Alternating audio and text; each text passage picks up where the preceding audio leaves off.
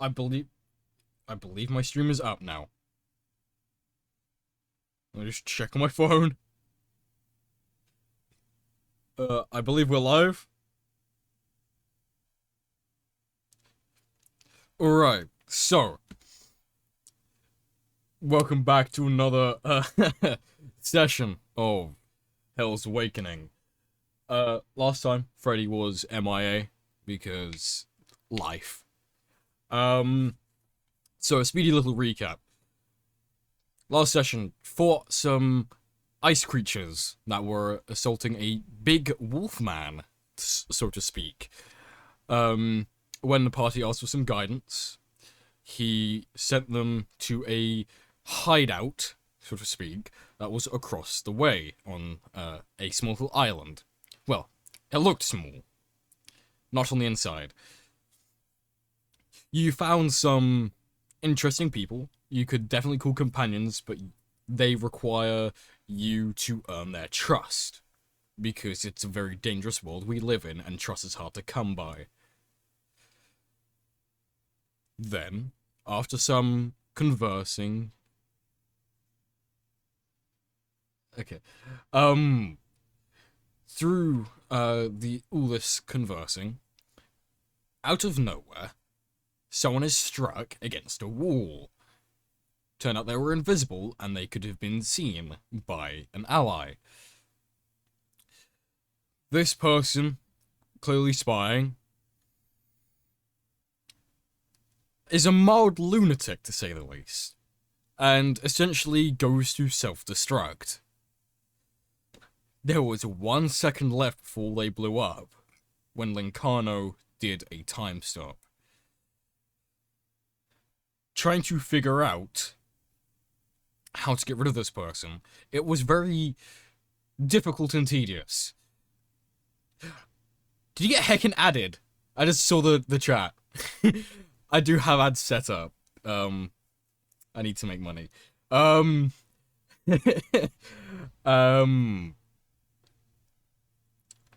Yes, Link kind of managed to get it at 1 second before this person self-destructs. People try to cast banishment, trying to send him to another plane, whatever. He kept on making the saving throws needed, which was just so unfortunate. So, Lincano summoned a construct inside of this person, basically exploding them from the inside out. Rather gruesome, a little bit messy. From there, these newfound friends continued to talk to you and gave you a few directions of where to go with what limited information they already had. So, it was also discovered that Lincano has something called mana poisoning, which we may delve into a little bit this session. But last session ended with Noxus speaking to Kiri about them having to be sent off for a job by the Anthem family. And Kiri's replacement bodyguard is probably one of the most least liked people on the bodyguard team within the Anthem crime family.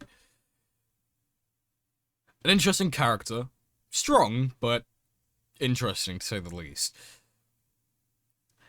So yeah, end off with Noxus explaining to Kiri what was happening. And we start this session with... Tell me, Lazona, where are you currently? So she probably just arrived. She's probably by the hideout for the thing. I can't remember where it was.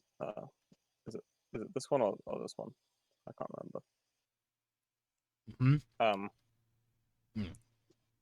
And she basically has literally just Oh teleported yeah, there. outside that little hideout. Yes. Yeah, she's about here-ish. All Then. right. In that Um, case, for your sake, we will. I'll make that visible so you can see your token. gamer. So yeah. So obviously, for your sake as Lazona, since Lazona's not actually been here, you see that it is currently springtime. Snow is melting in spring weather. Plants are growing through. It's quite a nice, peaceful air around you. Nothing Hmm. Nothing too strange is adrift. Clouds obviously are in the sky, sun is beaming down on the town of Bremen.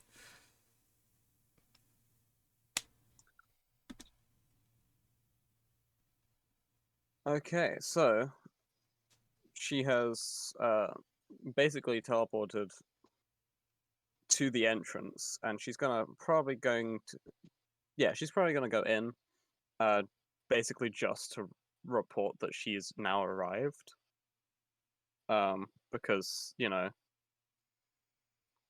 they'll probably want to inform whoever they can, throughout with whatever method they can. So she's going inside. Right. Yes. So yeah, you go inside, you see some people are sat around, some are exchanging information, some are showing their tools. And then you again, and like what Noxus saw, you see the the person who shares the information behind a set of iron bars shuffling through some papers. She's going to walk up to them and say, "Hi, I'm here now." Ah, Lazona. Oh.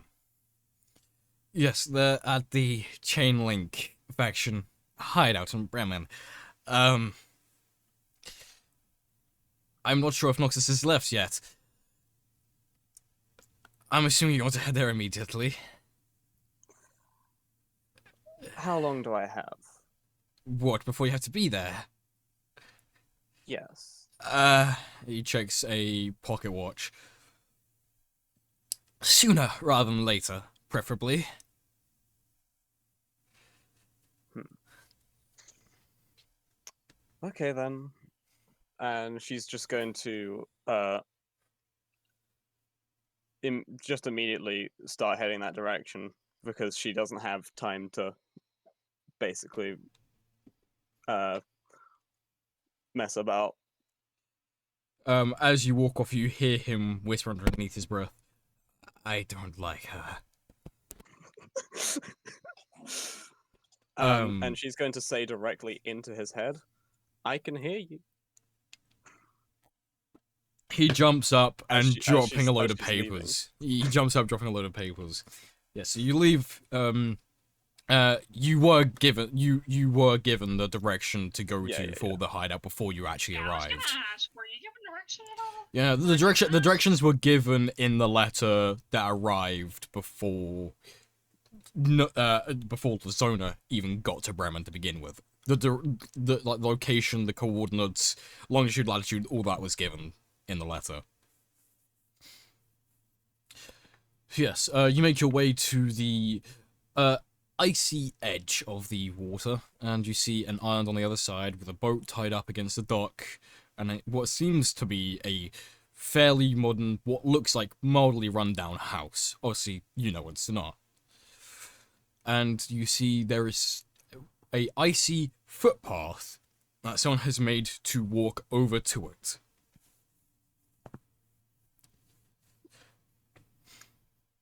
Then she's going to take advantage of that footpath, obviously. Why would she bother paying someone to take her there? Yes, that's a fair point. So yes, you walk over and knock on the door. Yeah, she's gonna knock on the door, kind of like, because she can. Who's there?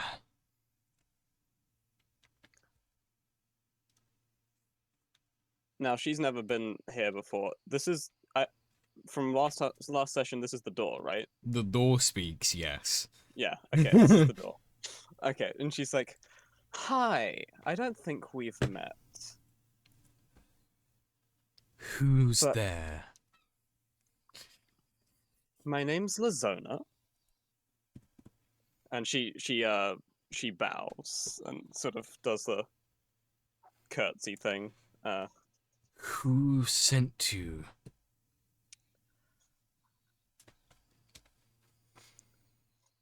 She's going to get the letter that she was sent out of her pocket and quickly double check that if she's allowed to say who sent her. It recites at the bottom.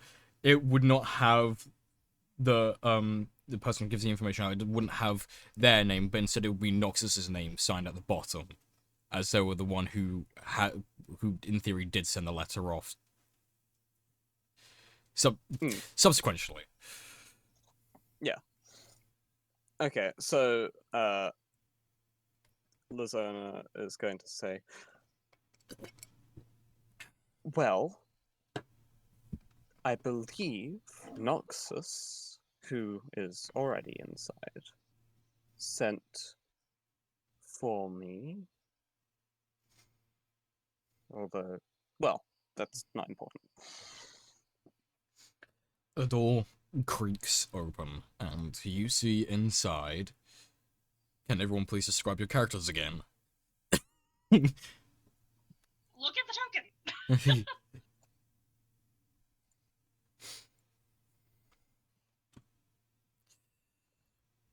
Fair enough. That's all. Yeah, can people describe their characters again?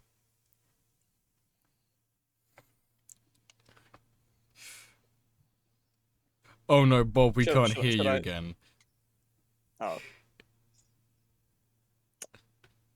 He's lighting up, but you can't hear him. Oh dear. Discord. Why must Discord be so cringe? Discord loves to bully Bob, it seems. Like, I don't understand it. That's never happened to me. It must be his laptop and the input itself. That's probably it, to be honest. Could be the sensitivity input too. Yeah. Okay. I'll do the general description of everyone then. Jesus. Oh. Hello? Hear me now? Hello. Yes, Hello. we can hear you now. I'm about to start fucking raging myself. I see. Gee, I don't know what's going on with it. Oh, well, you can carry on. I was gonna give a description of Scooter, but if you're gonna do it yourself, you can go ahead and do it. No, you can go. Yeah, if you're able to speak for Scooter, then by all means go for it. I guess anyway, as you walk in, I guess you would see standing, I guess near the table was about a 3, almost 4 foot turtle. He's pretty small. He's sitting at the edge of the table. He is covered in moss, wearing a tattered cloak. He's wearing little boots on his feet, and he's holding this little staff in his hand, kind of holding himself up on it. Very, very old. And that's pretty much Scooter. A big ass shell, and that's him. That's pretty much it. You would see sat on a shelf would be a rather small Eladrin elf swinging their legs. You would then see someone dressed in a fairly tattered noble-like cloak with long white flowing hair tied up. This would be Lincano. Standing next to him would then be Ruel, as you can see from the token. You then have the beloved Gravekeeper with his favorite shovel standing nearby too, or sat down, I can't remember.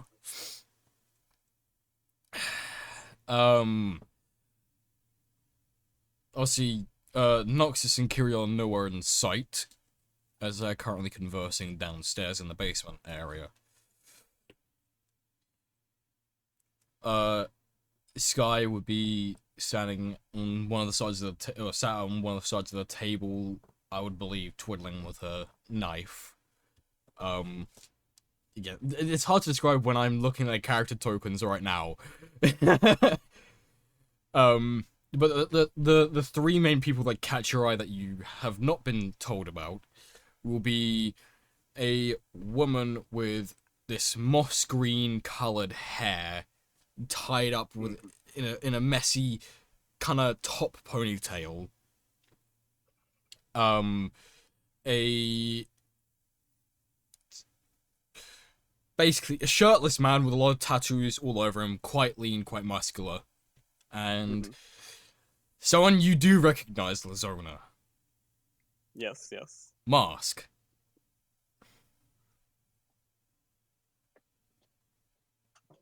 She is going to enter the room, and she's once again going to introduce herself to everyone. Hi, I'm Lazona. And she does the same practiced bow. And then she's, after getting up, she's going to immediately go over to Mask and say, I haven't seen you in 3 years now. Just a nods. How have you been?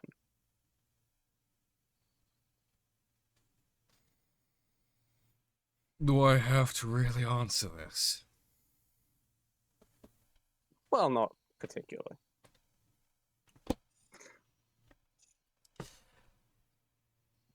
Security on the door.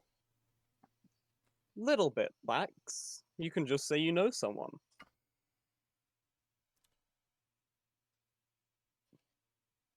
Luther will speak up. Hey, I'm Luther. The door does not matter. Trust me, it's a lot harder to get in than you actually think. Anyway, nice to meet you, Lazona. I'm Luther. She's going to offer her hand. I And don't do handshakes. But I just... my arm just slipped off of my arm. My chair. she's going to say, fair enough. And this here with the messy hair is my friend Farah. And do you do handshakes? No, the three of us, tend to keep to ourselves.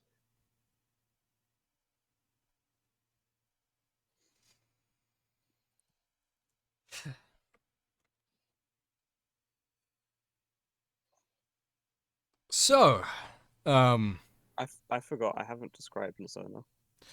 you can go ahead and describe the zona then. So, basically, she is wearing just a lot of very colorful clothing. Pretty much any color you can think of, it's there, included in the clothes. It's like loads of different layers of just like colorful fabrics. And over the top of the outside, there's sort of like a. It's not a trench coat, but it's like a jacket type thing, which is it's open in the middle, so you can see all the colorful layers of beneath, obviously. But it's completely red, apart from there's like a diagonal slash across the bottom of it, which has been replaced with some black fabric, and then there's a symbol embroidered in gold thread on the black fabric that is showing to the front. I think that's it. So, tell me, what do you know? What have you been told? As to why you're here. I am here because of Kiri.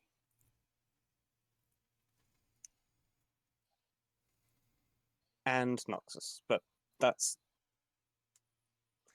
Yes, and Noxus, but she's not going to be here for a while, so I'm taking over.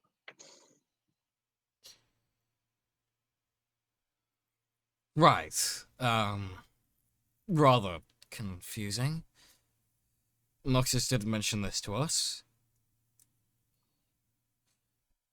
I sort of expected that. Anyway, nevertheless,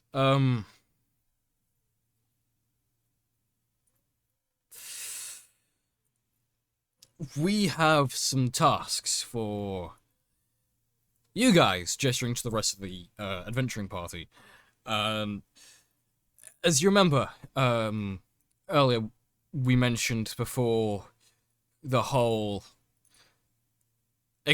nearly explosive incident. There's some things you could do to help us out if you wouldn't mind. Our leader is trying to fetch a weapon back from a rather powerful dragon. Thing is, we don't know where the cave is. He didn't give us the information. So you kinda gotta find that, too.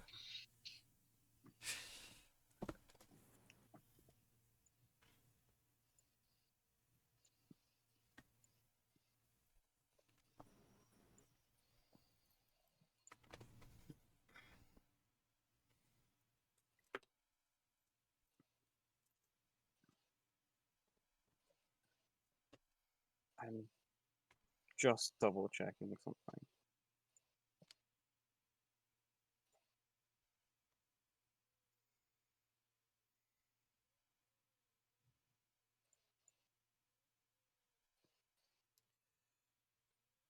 I think no,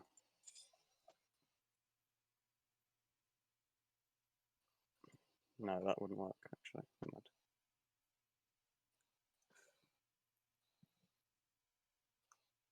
Is there a chair available? Yes, there is a chair available to sit on. Lazona is going to sit down in the chair. You are sat down next to a rather out of breath and resting Lincano. Oh.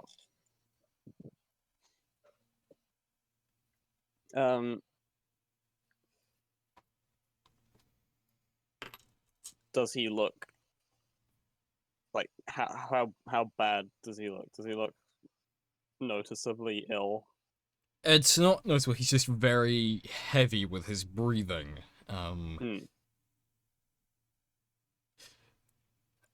Something's not right, but you can't tell.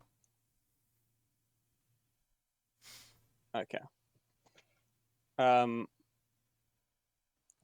She's going to basically say, I just got here and we're already going to fight a dragon. What a day. And then she's going to immediately turn to look at the person who she's sitting next to, and she's going to say, and you are? Offering to a hand to shake as well. To Lincano. Lincano doesn't acknowledge you. He's currently staring at a pocket watch and fiddling with it.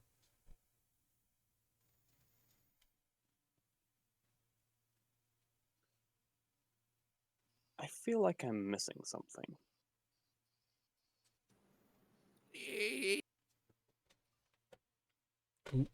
just cut out there. He cut out after he started speaking. Oh my god, Discord, why?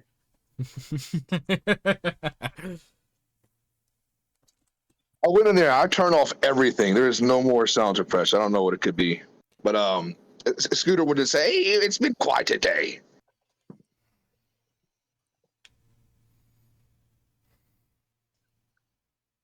Lazona. Wait, actually, has Lazona seen the turtle before? No. Okay.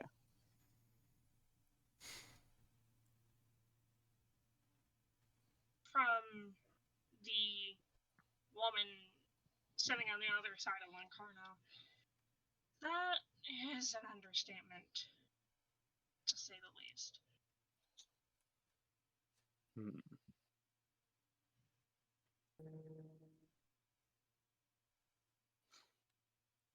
The day has been rather strange. And who is that from? That's from Lincano. Oh, the overlay's messed up. Give me Oh, a second. shit. Don't worry. I am fine doing this midstream. You guys keep on doing your conversation shit. Oh, I don't know what's going on. You're currently in a Um, DM position, brother. Oh, sweet. No, not sweet. Power. No. the power of the DM chair. Oh, everyone's all over the place. Fuck, I've got to reset everything. Okay, so Lazona is going to ask out of the 3 people who just spoke, who looks the friendliest? Probably Scooter, right? Most likely, yes. Okay. He's pretty friendly looking dude. Yeah, okay, so she's going to ask Scooter. So what exactly happened?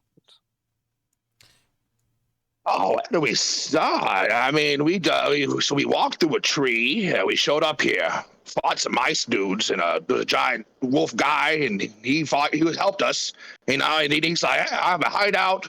We're looking for somebody called the Rat Hand, and he's like, I got a hideout over here. We're looking for him too. Shared interest. We came over here, and then came in and started talking. And then there was a visible guy. He was listening the whole fucking time. And then we caught him. I crawled inside his fucking head, and then after 10 minutes or so, he started glowing and was gonna blow up. And they said, "Get out of his fucking head!" And I jumped out, and as I jumped out, time fucking stopped, and then he kind of blew up from the inside, from Locarno over there, and then that's kind of how it has been going so far. I'm Scooter, by the way. Nice to meet you, Lasagna. Lasagna. Yes, that is perfect. You are now called Lasagna. You cannot No, say otherwise. No, Yes. no. Yes, you are Lasagna now. Nope. She is going to say, you are an excellent storyteller. And it's Lazona. Lasagna. Lazona. Lizonia. Close All enough. right, we'll get there. I'll call you Lazone for now. All right. Scooter, nice to meet you. And he'll give you a hug. Skip the handshake and just hug your bottom laugh. Oh, Look, Yeah. they've been cold. I'm trying to warm you up to the party. she is going to,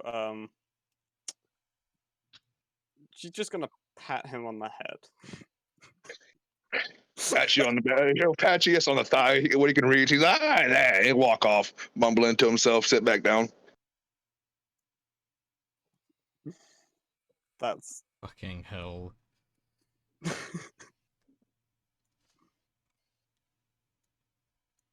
Pig scooter comedy be like. yes.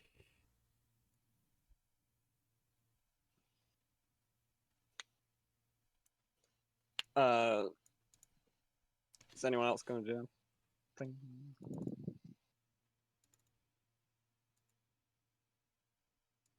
I'm not really sure what Prob- context is. Yeah. I fixed the overlay. Midstream. You sure about that? Yeah, it is fixed. It's stream delay probably. Yeah, that's what it is.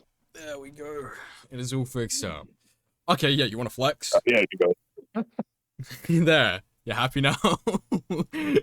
That's gonna be on Twitch forever. Anyway. So yeah. From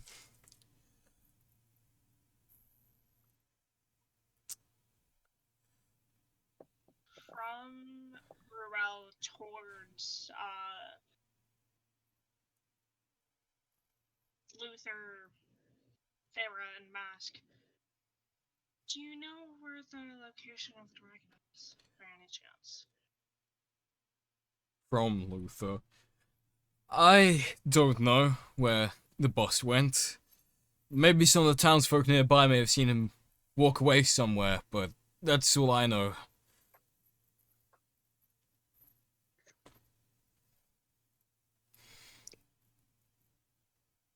About that,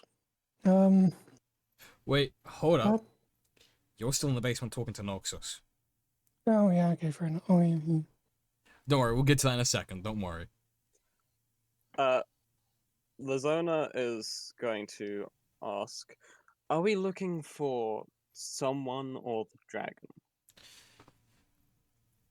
Technically, 2 in 1. The dragon and the person. Right. If you have something that belongs to them, I might be able to find them. Unfortunately, we don't. Well, traditional method then.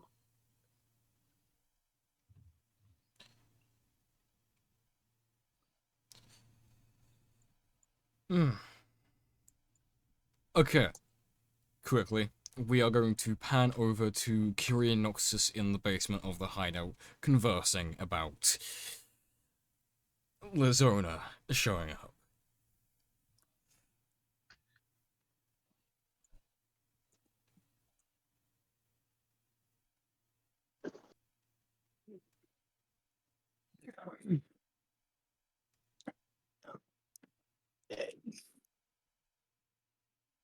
Are you sure you have to go? I'm not very happy with this.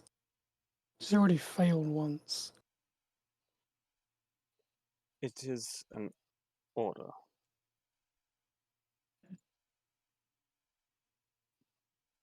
Yeah.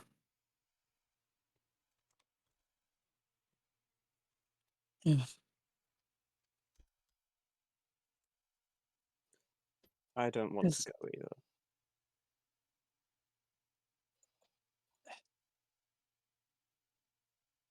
Well, just make sure you come back in one piece. Yeah, we need someone to take care of this. We're set to go. Noxus will just nod and say, I will. Alright. Well,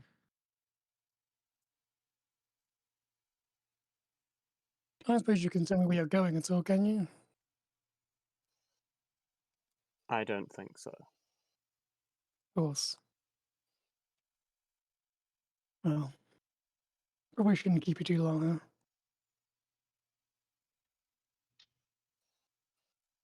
Yes, I believe they want me to go immediately, so. So, safe journeys. I'll see you later.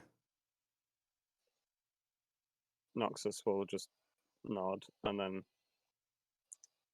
start heading towards the exit of the building.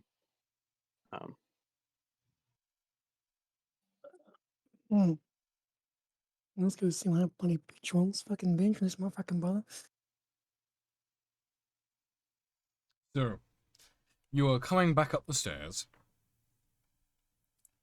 and you see Lazona conversing with the party and these newfound companions.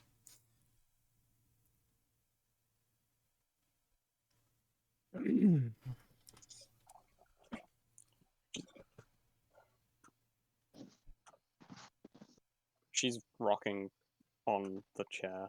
Like she's got it on like one leg. Yeah. I will. So I'll walk up behind her and just kind of like, yeah, firm grip on that chair. Stop it rocking. She's gonna look up and see you, and she says, and then she's gonna immediately go, Kiri, I haven't seen you in ages. Azona.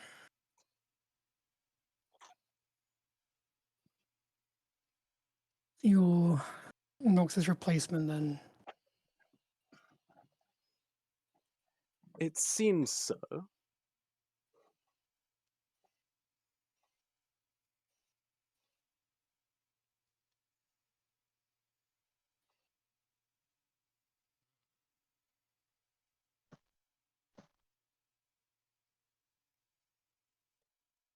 What kind of expression is Kiri making?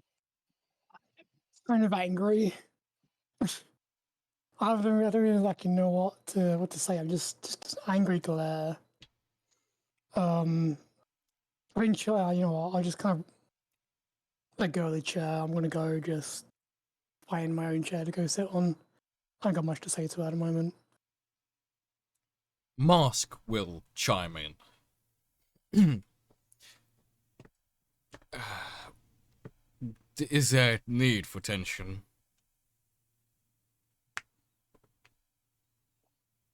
You know, something quite important to me. Something that I'm looking for.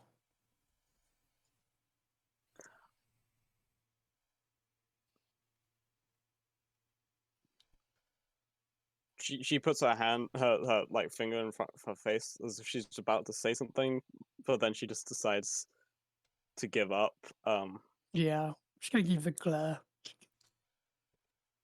Let's not have tension, please. We're all here to help each other out. Yeah, about that. I was thinking, perhaps there's two. Perhaps we could do two jobs at once. If perhaps one or two of us went off to scout the Red Hand base and gather some information or that word. Reconnaissance. Yeah, that one. Reconnaissance. Nah, it's reconnaissance now. Get it right, it's reconnaissance. Reconnaissance. So we know what we're getting into. And the rest of us can go get that dragon for you.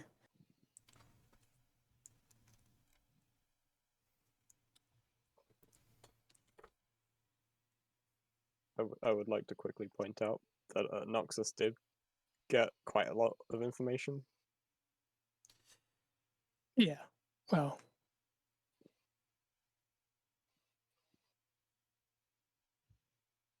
I forgot what I haven't got the book I had. I forgot the stuff she found out. There were about 200 people, Yeah. and that they had no magic casters. Big Boss Man became stronger because he found some pretty yeah, cool weapons. That's what I meant. Find like a any kind of weaknesses we could exploit, something like a backdoor we could go through, or any kind of information that might help us infiltrate or assault them beyond what we already know. And the rest of us can go off and get that dragon. Well, I think the Red Hands, their bases, like the mountains they stay in, are about 2 weeks off from where we're at now. Yeah. So it's good travel. But Scooter has a plan for that. When we have the time to do a long rest at any point, he has an owl companion and he's gonna awaken it, and then he's gonna send it off. So like he's gonna be as smart as an average human, and he's gonna go ahead and send that off and try to see if it can scout out. So by the time we start heading that way, it's gonna be coming back and give us any information that it has. And from Thera, keep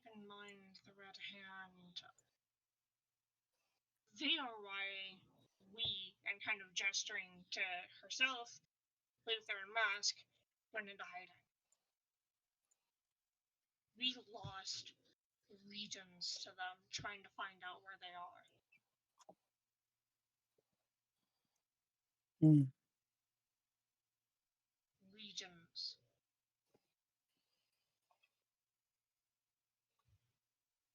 All right. They nearly wiped out the whole of the faction just by us trying to get a little bit of info on them. We're technically meant to be stronger than them, but they swatted us down like flies. Hundreds, thousands of people just slaughtered in mere What about days. this? What about this dragon? Is there anything else you could tell us about that? I've given you all I can, all I know. There's not much more I can give. Mm. We only know that our boss, Drax, is going after it to get his weapon back, and it's in some cavern off somewhere. We don't know where.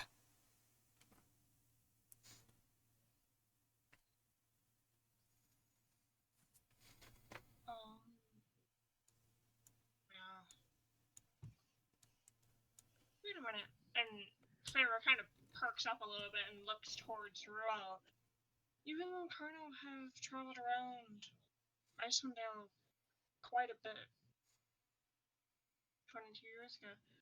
Is it possible that either of you two would know a potential location for a dragon to reside?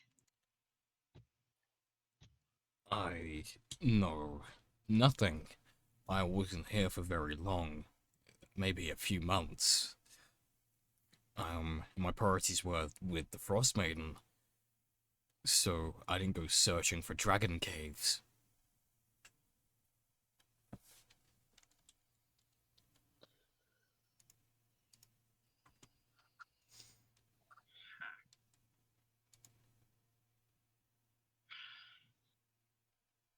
And Feyre kind of sighs and pinches the bridge of her nose. Only if we had our cover. They make some of the best arrow scouts ever. Damn it.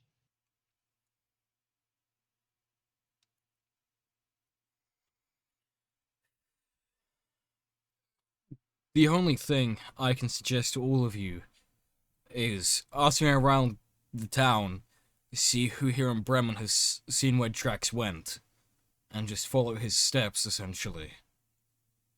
That's all I can advise. We have to stay here and go through what information we do have. So, we're trying to piece together a tactic while you guys are out helping us with our boss.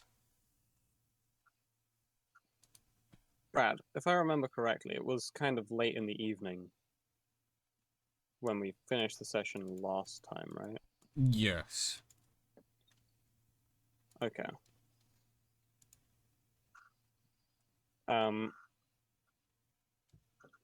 Although, and this is from Feyre, given the timing, no pun intended, we should rest up. Let you guys get some sleep for the evening and then head out early in the morning. It means that the trail might get cold for a bit, but I trust your capabilities in tracking, especially you, Roel. And from her, yeah, doesn't help that I've had a couple of years to harness that.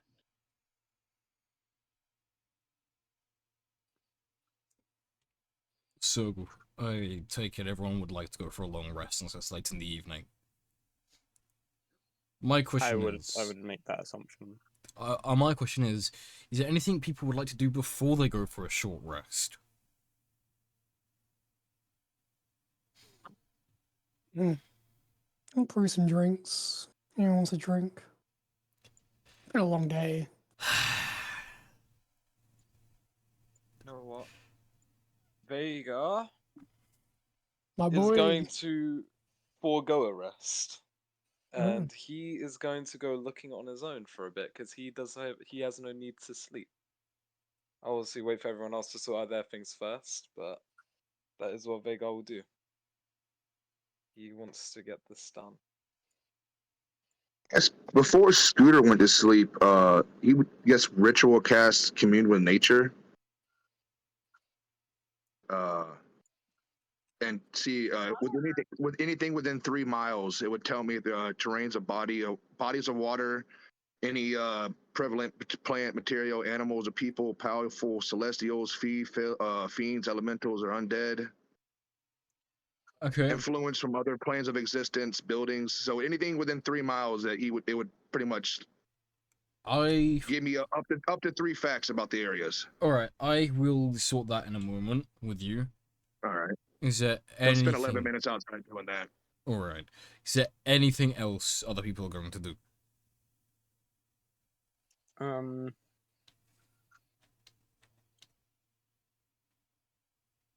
Zona's probably going to just sit cleaning her flute. Because She does take a drink from Gary and is like, hey, I can give her a weak one. She give her a Bud Light. Ew. You don't get the good Imagine. stuff. You haven't earned it. She probably would take the drink.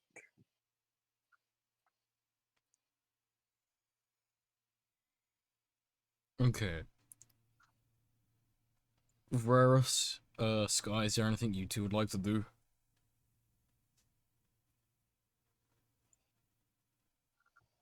I'm gonna be honest, I think she'd probably just want to get to sleep. Alright. Varus, what about you? Yeah, I feel like Varys will not do anything that much, so I guess she's gonna take a rest, and that's all.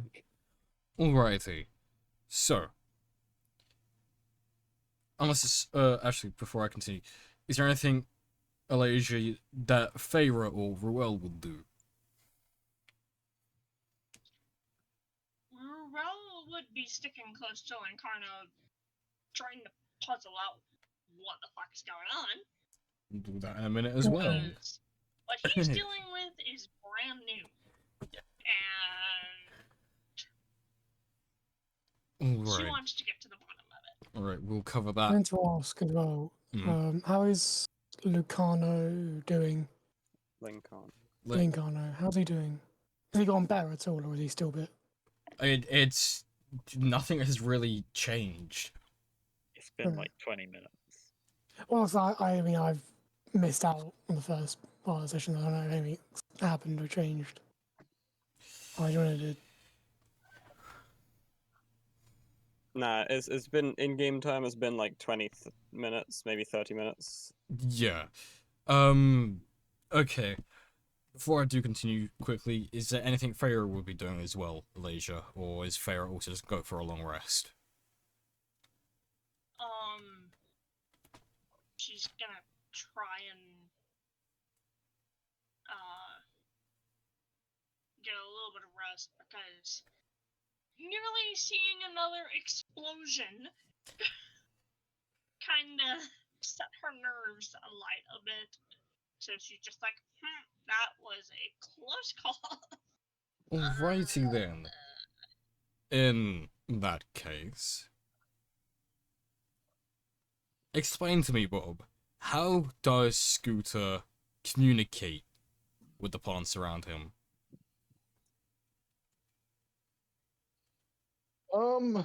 I'd imagine that it'd be he'd probably go outside and just kind of sit down and more like a meditative state. You hear him mumbling, kind of just under his breath, saying things, chanting, just kind of humming to himself and kind of rocking back and forth, just swaying with the wind. He's just getting into it out there, just kind of get a feel for everything. Okay, so Mongolian throat singing. Yeah. Oh yeah, he's out there. Yes. All right. So Oh from wait, if he's doing Mongolian throat singing. so for those of you who aren't if to remind you, the resting area is in the basement. There are several different rooms. Those of you who would be near Scooter's room, you can just hear him like carving chalk into the ground for a little ritual, and then hear him do Mongolian throat singing. So you hear an old turtle throat singing essentially to communicate with the plants. Yeah. Hmm. Yeah. In Icewind Dale. In Icewind Dale. I want to reiterate that. In Icewind Dale. He's trying to get some He's not communicating with the plants. He's communicating with all of nature. There's a difference. nature. And what you get in response, Trying to make Scooter, a spirit bomb. That's literally what I do. what the kind of response you get in your mind is more images than words. First, you see that at some point in the last few days, someone had plane shifted nearby. A very powerful entity. And it's almost like there's a tear in the space outside Bremen. And what you see, let me grab the image for you. Give me 1 second, sorry. I think I might know, but I don't know. See, considering recent events, it has to be this BBG image, no less. If you make your way over to character images, All right. that is what you see walking through a rip in space outside Bremen. Be not afraid. All the eyeballs. Is this like a biblically accurate angel? No. Right, so There, go to the there's club. there's some things I can't say. Spoilers. There's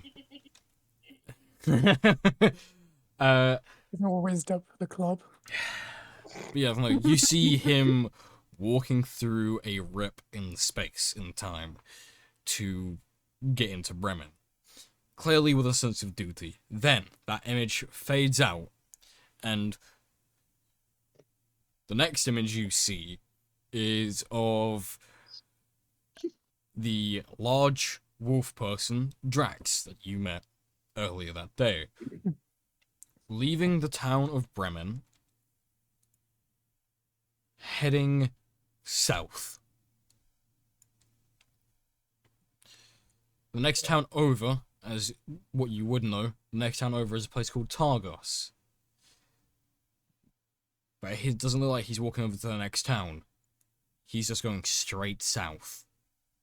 Through the mounds of what is left of snow and obviously the spring weather.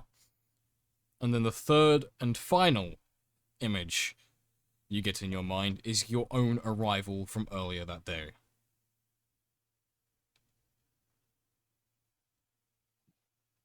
Okay. That's the last thing he gets. Yep. All right. He kind of opens his eyes up. He starts to laugh to himself. He's like, "Yeah, you nature, you fucking smart ass." He stands up and he walks off. And, he's gonna go to the trying to find the rest of the party just to let him know. Hey, everybody, I know everyone's trying to rest and stuff, but I just got some new some information. I was in there just talking with nature as one does, and I saw Drax. Was his name Drax? Yes. This guy, the wolf. He was heading south, straight south, not towards another town or nothing like that, but straight south. And I also saw that earlier today, there was a tear in time and in the fabric of the fucking universe, and something walked through it. It had a bunch of eyes. It was quite snazzy looking, dressed up wise, but other than that, terrifying. Take psychic damage just from viewing it. Don't tempt me. Do not tempt me. Scooter seeing shit. Okay. Scooter's been hit with instant trauma from seeing him. His hair is just a little whiter. Alright. The conversation that's going on in the character images chat. It's not okay. Yeah. Please. Don't. You have no idea how painful it was finding character images. For me. So I yes. do. I don't much do. So that don't piss me off. Moving on swiftly. Before we continue with Ruel checking up on Lincano, we're gonna pan over to what good old Vega is doing. Very nearly called you Silas again.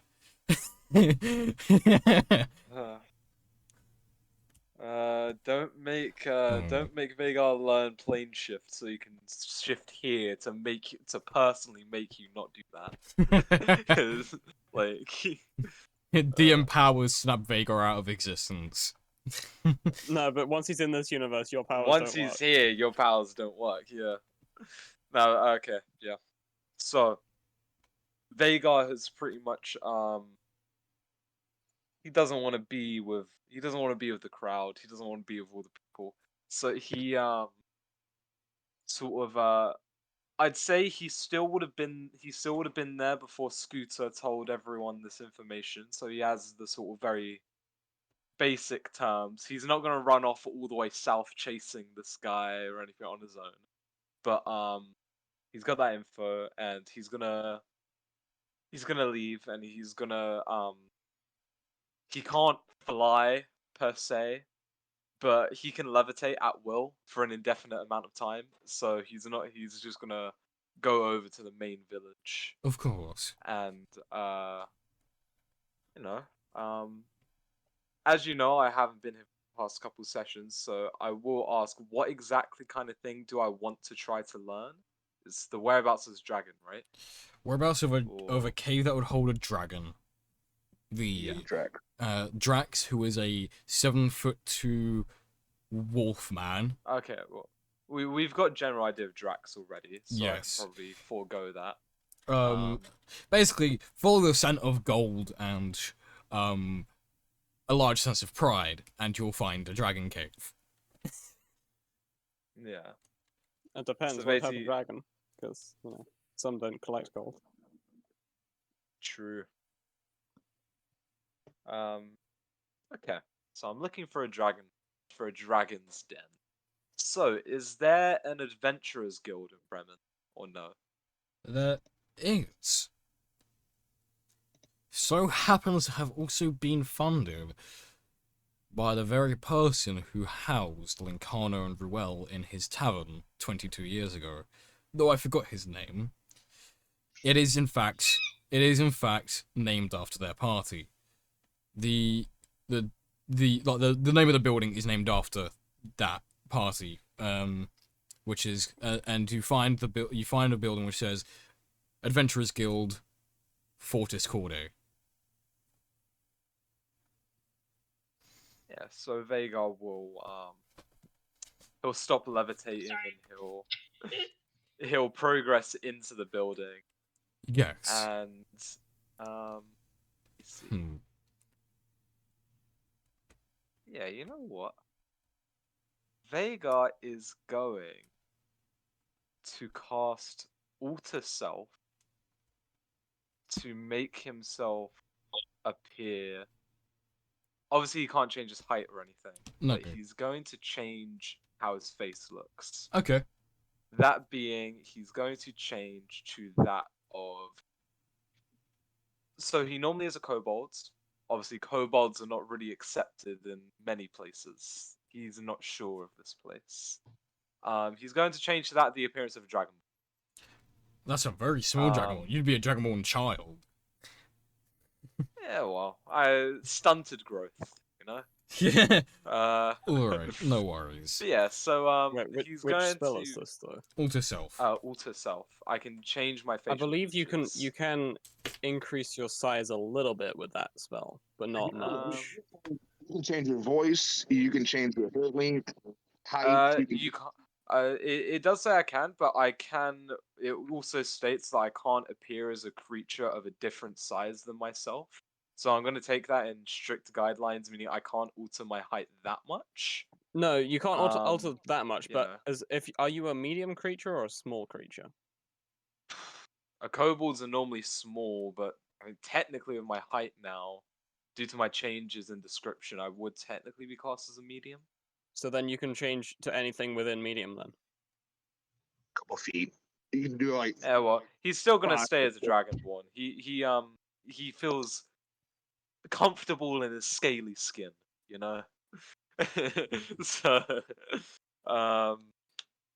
yeah, and he's going to actually remove his hood. First time, since the change.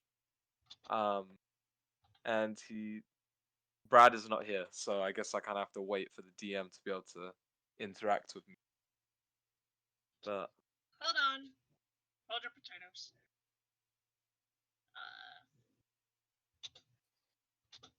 There are potatoes.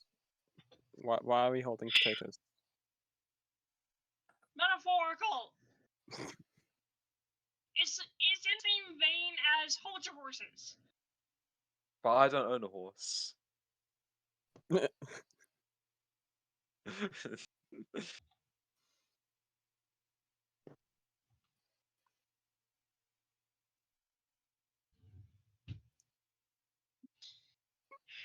Problem is, I have to wait for a response. But there is someone there. But I have to wait. Yeah, I mean, I guess what I'm gonna just explain. So, the form that Vagar changes to is that of a dragonborn. Obviously, is a bit shorter than most, but he will alter his height to be believable for an adult dragon. You know, different colors actually. Red scales, horns that sort of curl just a little bit up at the back, and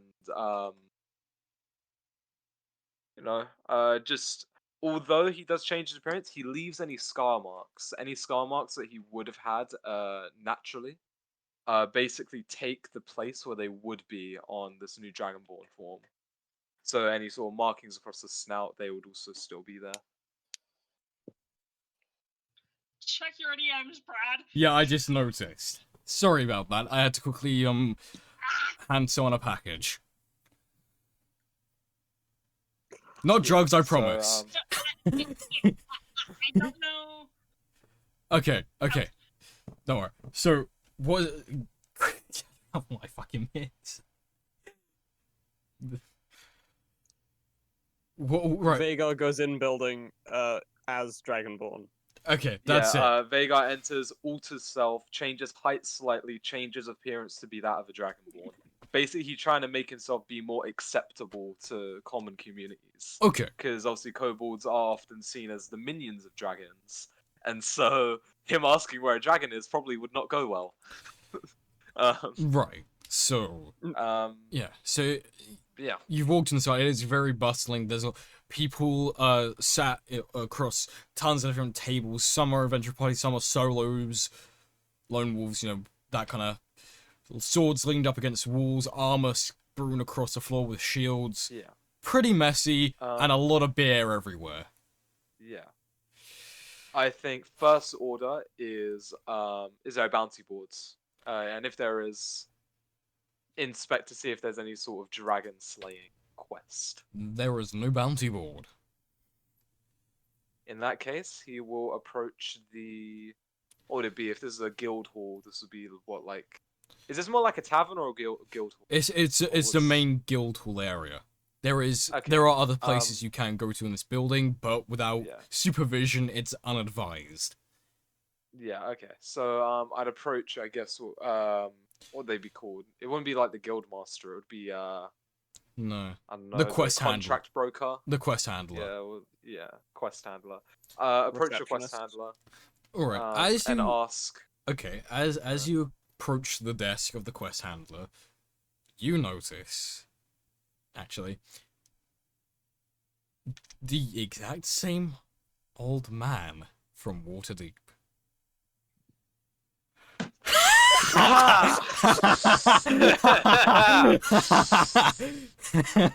The curse of the Back? old man. And standing next to him also is a rather well-built half-orc. Are they? Is it like? Are they both? Are they basically both acting as the quest handlers? They are Is both. that what they're... Is it the same guy or is it a twin? It is. That's what you gotta ask. I don't know. You tell me what you see, from what you see. Okay, well, Vagar will approach. He'll approach It's both Nurse of them. Joy. And he will You've thrown a wrench in my plans now. That's thrown me off. That's thrown me off a bit. Okay. Vagar approaches both, and he will first address both as, just collective. Also important to mention, Vagar has not changed his voice. He will be keeping the sort of deepened voice that happened after his transformation. Okay. Hello, kind sirs. I have some inquiries about a task I've been put on. I was wondering if I could possibly either ask or maybe purchase information. That's the kind of business you do. What kind of information are you looking for, young sir? Locations. I've been asked to retrieve some items that have been stolen, and it has come to my attention and realization that they've possibly been hoarded by a dragon, and I need locations of where one might be. Well, there's no dragon near Bremen, young sir, but he leans closer, looking at you. Have your eyes changed color when you transformed yourself? You weren't here when I explained this. I did actually change most of my appearance. Although I did change to the form of a dragonborn, I changed a lot of my features. So instead of being blue, I'm now red. My scales and everything that was originally blue is basically red now instead. So the eyes have changed color. They would have been changed from, instead of being electric blue, they are now a more sort of deep crimson red. Okay. Or maybe, actually, not crimson, I think that's a bit too dark. Maybe a ruby red, like sort of a brighter shade of red. Well, there's no dragons near here. You'd be adventuring 6 days to the nearest one. So, well, I mean, dragons, a 6-day travel for a mere humanoid would be 6 days. A dragon could easily travel here much quicker than that. Would you say it's too far of a stretch to say that a dragon six days travel away could interact with this village? The dragon has not interacted with this village in, I'd say, a good 30, 40 years. I see. You know what? Sir, may I ask to speak with you in private? There is something else I need to speak to you about. Yes, give me 1 moment. I need to get myself my pen and paper from the back. I forgot to take some notes of some things earlier. And he's gonna go walk around the back. Give me 1 second. Old man become.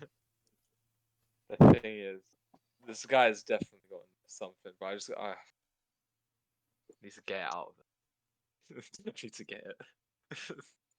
torture this man to death. Nah, that's not gonna work. Vagar would think it, but he knows it wouldn't work. There's only one Okay, way this is yeah. gonna work. You hear a lot of fumbling in the back, pots and pans falling, cupboards being thrown open while this old man's searching for his quill and paper and his parchment. I said pen and paper, I meant quill and parchment. It's in your office. Oh, yes, let me head to my office. You hear him groan as he stands back up and he walks past you into the other direction towards his office. Sir, I mean, I possess quill and parchment. No, If you can't find your own. it has to be mine. Okay. He is quite particular about how he approaches his I can see that, private yeah. meetings. Yes.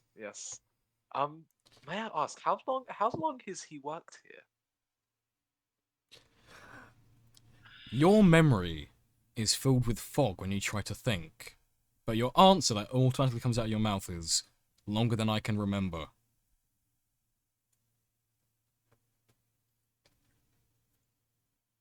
This old man's got some insane magic.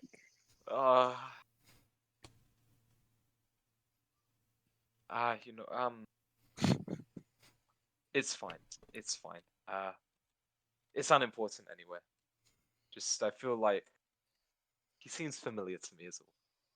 I was simply asking because if the time frames maybe matched up, he could have been the same person, but no, there's no way. I feel like I remember him too recently. But I mean, do you have any information? I know I asked him, but or are you the same? Not really sure. Do one moment, and she'll kind of look around for a brief moment. Aha! Reach over, grab a scroll, and unfurl it, and it's a map of Icewind Dale. The mention of the dragon has me recalling rough whereabouts of where that could be. Is it? Where is it? Aha! And she'll spot a possible location and make a big, make a circle out of it, using a little bit of charcoal. Just right there. I'll send a it is a little screenshot bit out. away. It is a bit away. There's a trail that leads partially into Icewind Dale, known as the 10 Trail. There's a forest nearby, and there might be some caverns there as well. That might be a good starting point for looking for them. So what I'm saying here is no direct location, just rough area. Yeah. It is, you know. I can work with that. I can work with that. I have some friends who can help. I sent a screenshot into House I don't Awakening. want to say anything very specifically, but does it seem to be in the same direction? You wouldn't. I mean, yeah. I'm considering if I get given the map in orientation of where this is the south. I sent the screenshot. That is south. That is from what? This is south of Bremen. Yes. This is quite south of Bremen, actually. Quite incredibly south of Bremen. Quite very incredibly south of Bremen.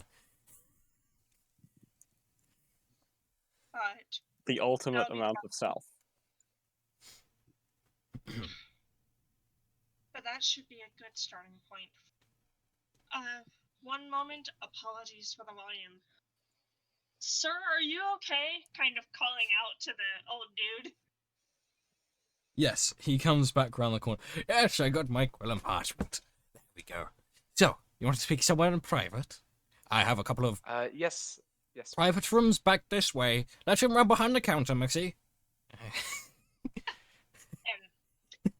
Yeah, and Vagar will take the map and he'll offer payment. It's a map. Would you like payment for it or? She would actually hand you the map. We have tons of these, so here. Thank you. And he'll sort of nod his head as he walks past. He doesn't. He's never really used auto self before, and so he doesn't want to risk touching people. Otherwise, he would have offered a handshake. But he does not want for the ruse to fall by accident. So All I good. think, I think alter self, if I remember, is physical reconstruction. It's more or less of an illusion, I believe. I'm pretty sure it changes your physicality because you can use it to give yourself like natural weapons.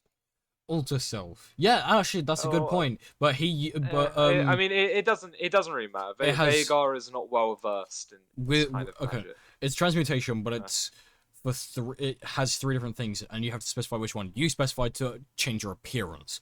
Natural weapons is a different variation. You have to do that separately. So you can alter Oh, self right, and okay, natural yeah. weapons, but you can't alter your appearance and get natural weapons. It's one or the other. Anyway, so yes, he takes you around the back, and you see a very long corridor lined with doors either side, and he takes you into this one particular room. It's quite well lit. It's a very low table, and there are cushions to sit on, with a hanging lantern from the ceiling. Okay. It's got one of them Japanese sliding doors as well to get into it.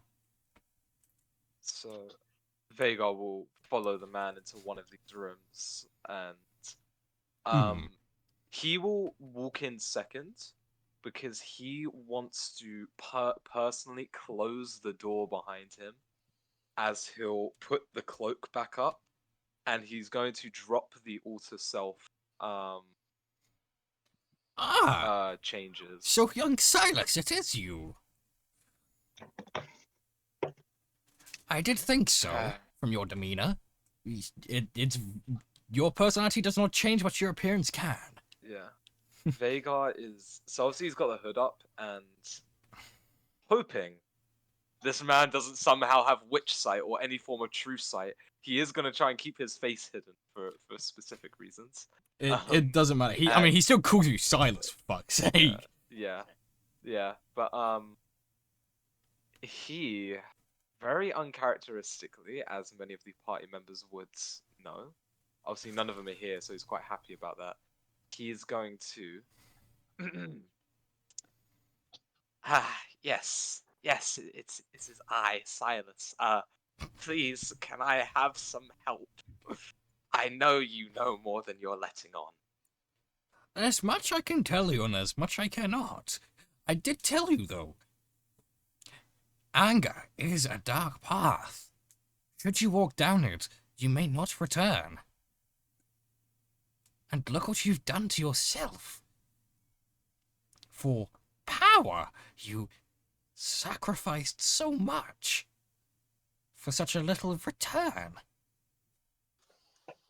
Beyond pain and more suffering. What did you do to yourself, young Silas?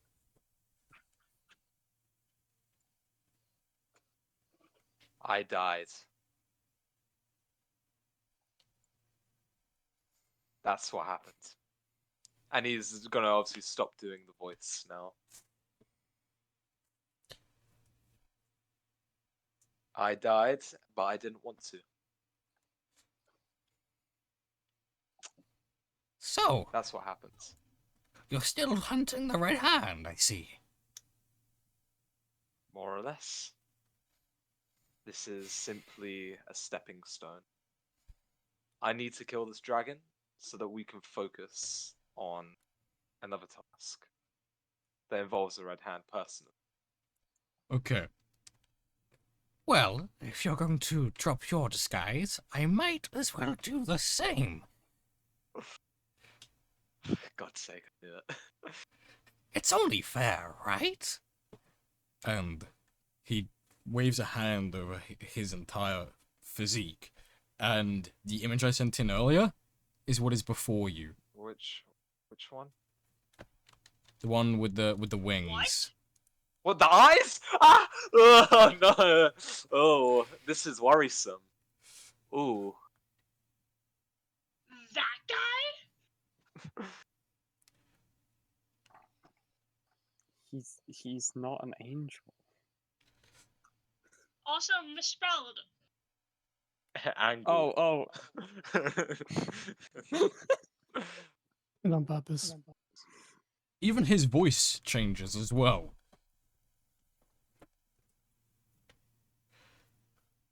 So, what do you The need hell of me? are you? I am something that you do not need to be worried about now. I know more than I need to, and sometimes not enough at the same time. But you want information from me. Tell me, Vega, what do you need?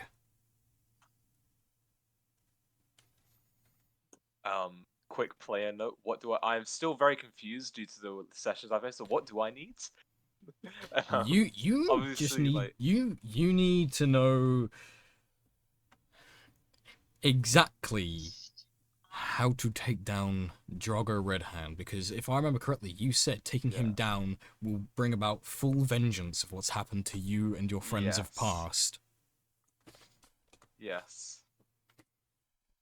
Okay, so this is like selfish Vagar moment. Okay, this isn't me trying to be for the party now. I see. It makes sense. This man been trolling since day one. Y'all don't know about this. Only Vagar does. Yeah. Okay. Look. First of all, I'm going to ask what your name is.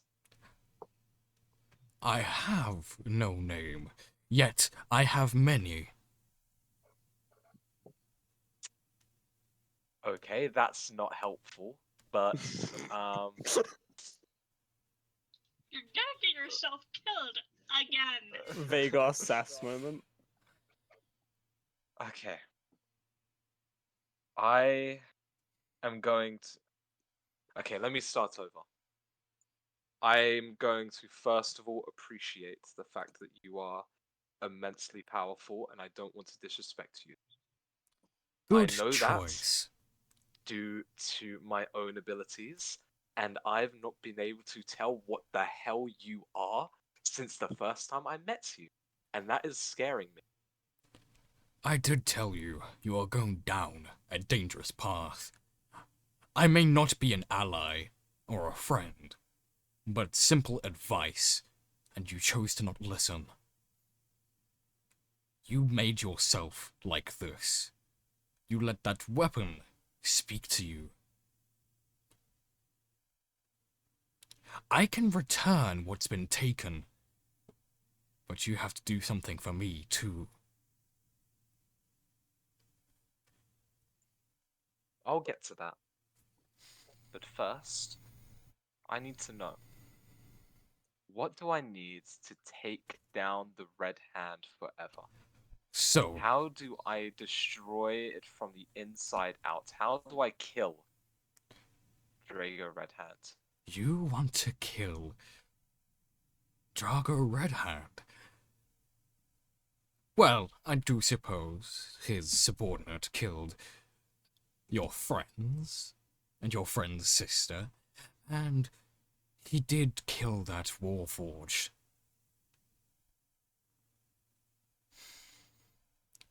I can give you all kinds of advice, but it depends how specifically you want to take him down.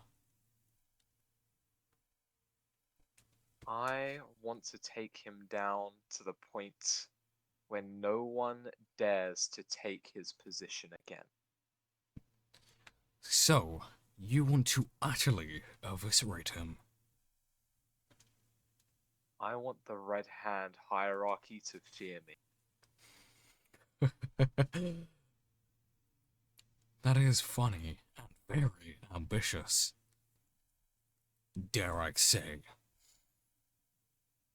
Well, you could tell so much about me from our first meeting. I think my ambitiousness and need for success should have been one of the things you tell about me. You see, with the click of my fingers, I could kill Drago right now. But I'm enjoying this little game. It's like a That's little... not even what I want. I need to do it. I Do think you? should understand that. But don't you have friends to help you? They are there, aren't they? Or is And this... have what happened to my previous friends happen again? No, thank you. I may have gotten rid of some pieces of myself, but the ones that care for the people that help and align themselves with me is not one of the pieces that are gone just yet. Hmm.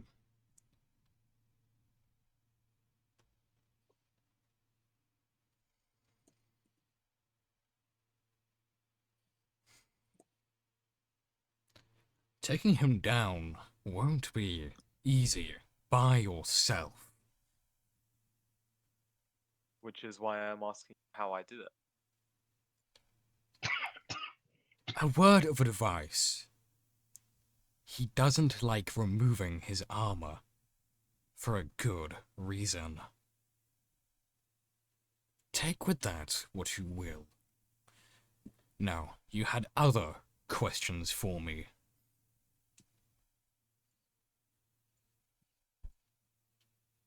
I think it is unfair for me to ask you so many things. I am a man of respect and Well, favors. right now we Yes. have all the time in the world. Literally. Okay. Okay. Where exactly do I find the dragon that you know I'm looking for? And where exactly is that wolfman? That wolfman is headed into the cave where that dragon rests. He is searching for his weapon of Harenda, no less. One of the 13. Yes. It's Okay. designed like a morning star, though it has other names, obviously. Well, where do I find the cave with the so-called weapon of Horrenda that you're talking of that takes the shape of a morning star? Where is it? I've been given a rough location. It's Well, obviously I've got the map, but like You are I'm asking handed. for exact. You are handed a map, no? Place it on the table and I'll show you. He places it on the table, heavy-handed. A golden black astral arrow projects straight on top of the side of the mountain facing the forest. There. That is where you will find Drax and the dragon.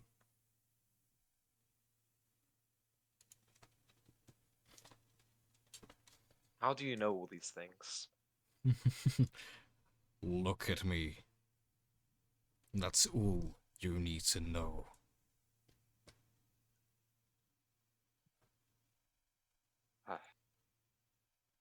Well, I've been fearing asking this final question, but I feel it's only respectable to do so.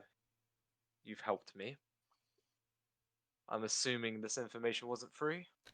Oh, far from it. Yeah. I thought so. So, what is it? What do you, all-knowing one, need me to do? Because I know that for a fact, if I don't do what you ask me to do, I'm probably just going to cease to exist. I could do that, but that's not fun. No. After you slay Draugr Redhand, if you think you can do it, you will be powerful enough to replace him.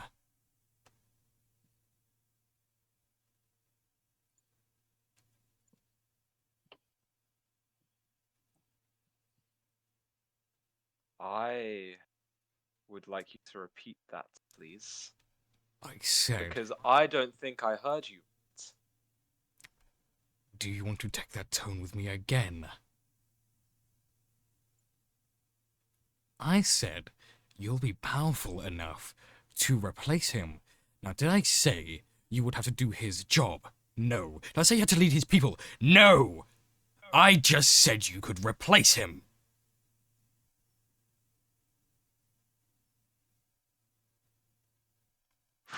His faction was made for evil and for conquer. You can take it over and reforge. You can make it for good, if you so pleased. I don't have control over you, but I can kill you as I please when I please. See, you're not even strong enough to survive even me striking you bare-handed. You have a long way to go before you can face me, mortal.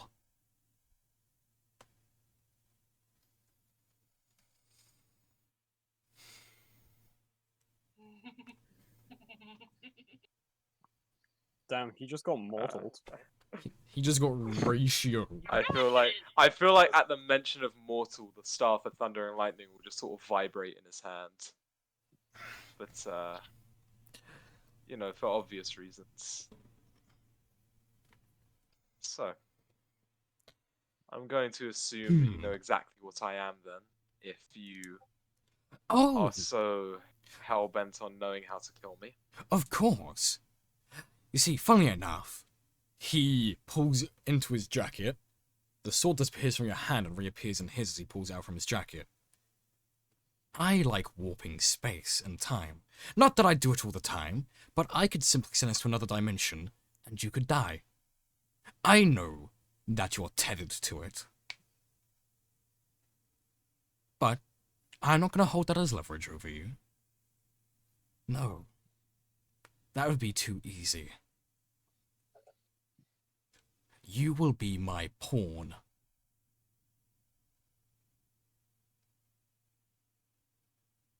This man about to become my patron. Like, actually. Of course. He's about to subscribe to your Patreon? Damn.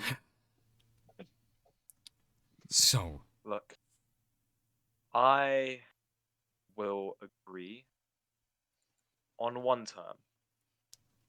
And that is that, like you said, when I take his place, I can completely do with it as I please.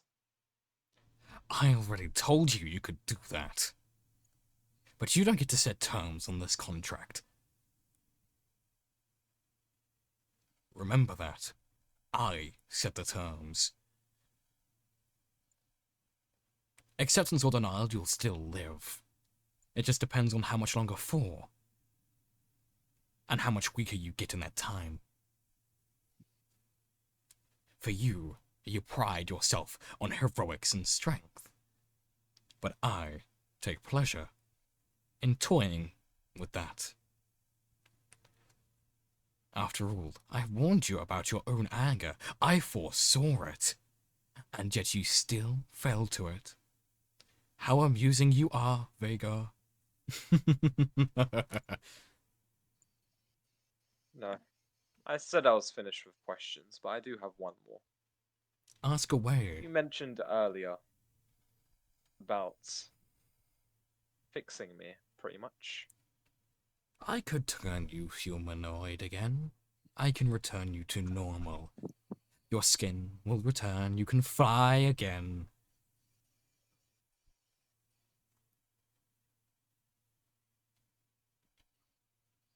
but always at a cost. And what would that cost be?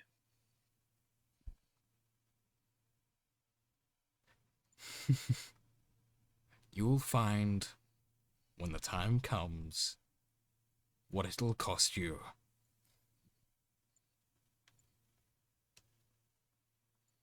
And that's where we're going to take a break.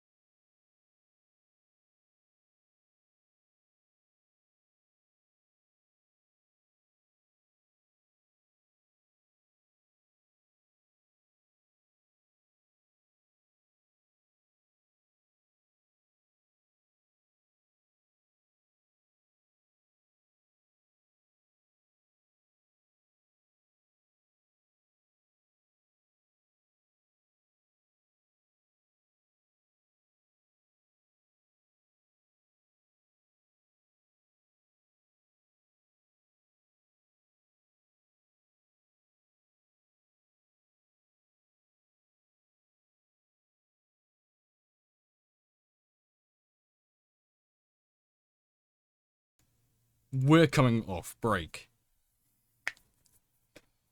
So come off break, back to the cheeky little conversation that Silas is having, or sorry, Vagar is having with this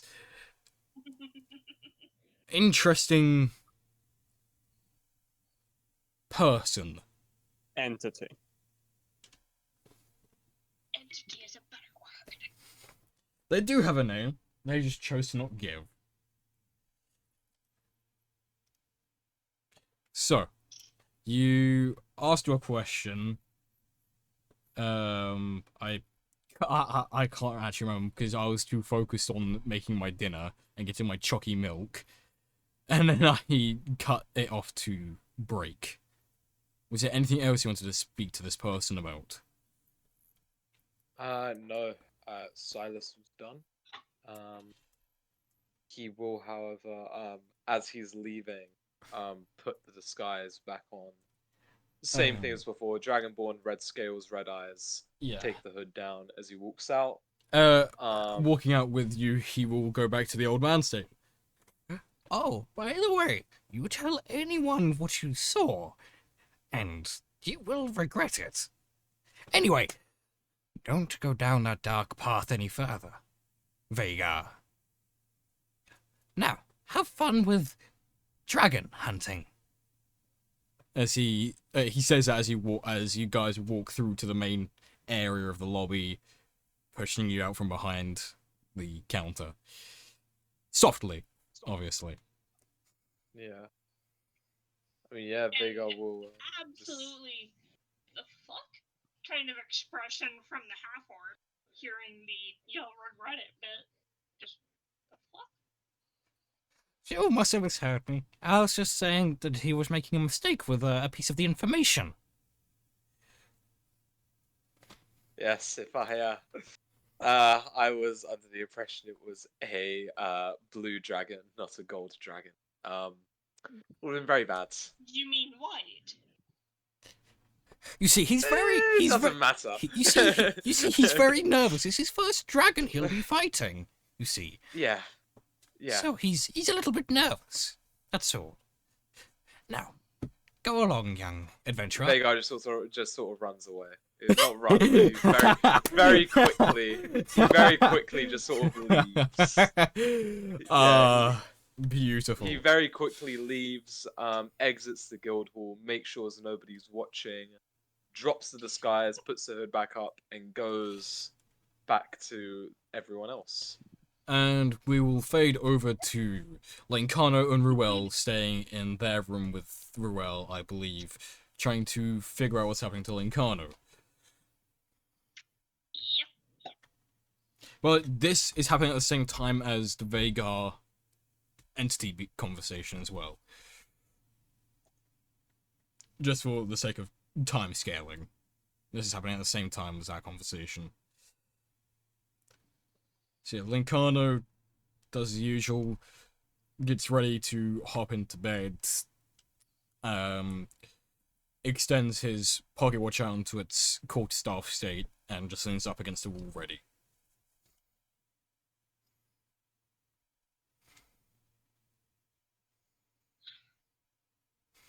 And, you know, she's also getting ready for bed, and she'll kind of sit next to him. And in Zemian, any clue what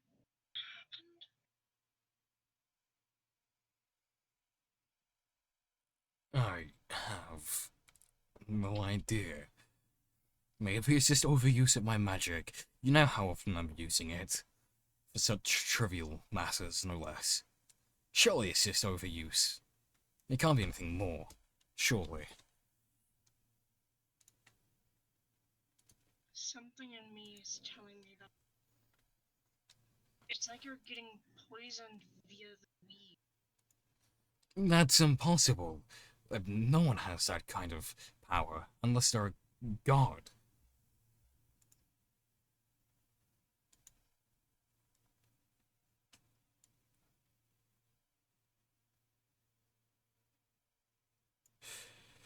have control over magic that is not. No, I too mean, impossible. you've seen Elric's. Elric's magic is not of here.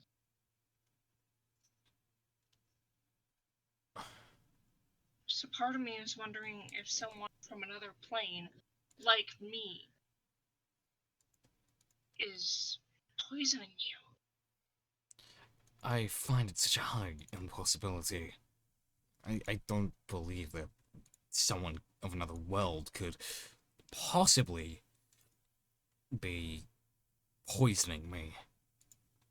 It sounds so improbable.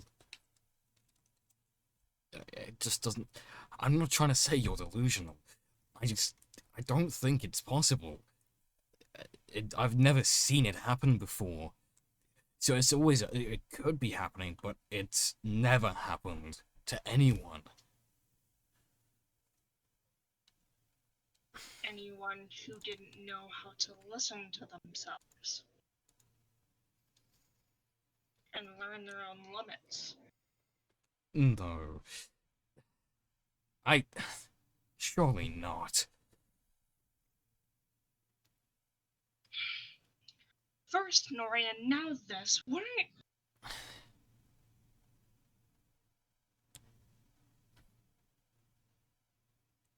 What's wrong, my dear?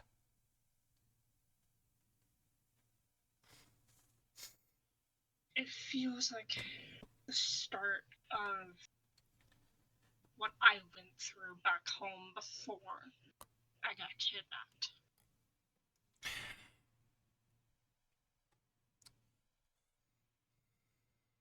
Distrust, miscommunication. I don't know what else to do. Don't distrust you. I'm not miscommunicating. You know I'm pretty blunt with how I feel and word things. If I thought something was wrong, I would certainly express that very obviously to you.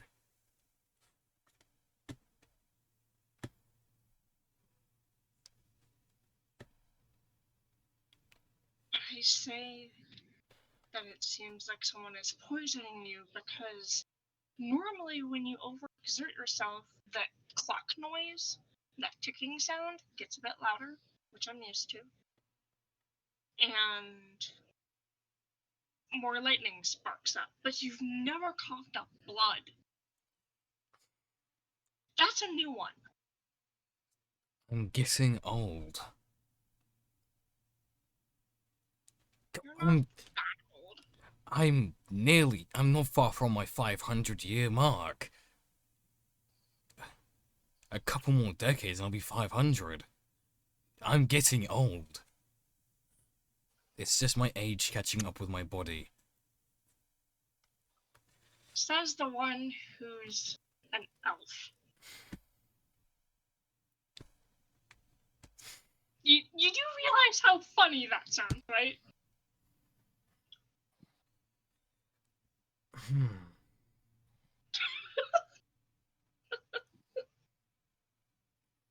Wait,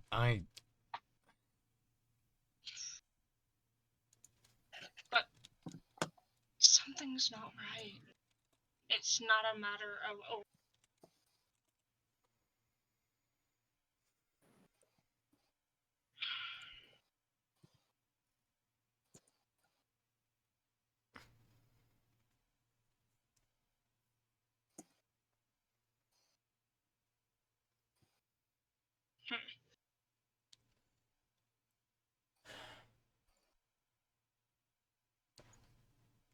roll me another combined arcana and medicine check, please. okay. Apart from what's his name? Vega. Who else here is fairly arcane adept? Real quick, just out of interest. We have the wizard. We technically Lazona as well. +6. But okay. Yeah. Okay. this is completely separate to what Alasia is rolling. Can everyone else roll me a combined Arcana perception check, please? What does that mean? Do you roll Just- Arcana and Perception? Yeah, and then you just combine the total. And you combine the two numbers. Yes. I'm Right. rolling Okay. D100. I'm going to roll D100 real quick for the thing with Alasia. I accidentally clicked on the website. I'm not rolling from the website. I'm rolling No real worries. dice.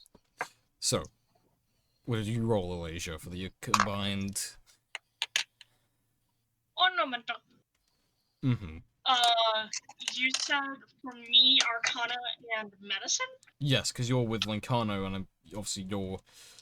I'm assuming you're still going to be checking over him as often as you can. Yeah.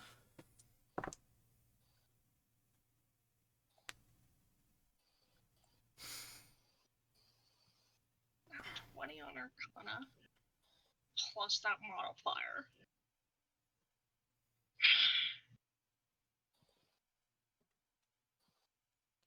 I find these combined checks are a lot more enjoyable with certain aspects, obviously. I won't be doing them too often, so don't worry. Yeah, if you could all please do your usual and just send your rolls into the session VC. Yes, so Alasia, what was it you got total? Grand total 55. I nat 20 on the Arcana. You well over made the mark. The mark was 17.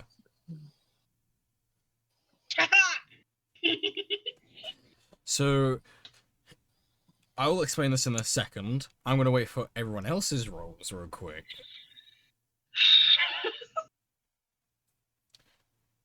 Those of you who rolled over a 30,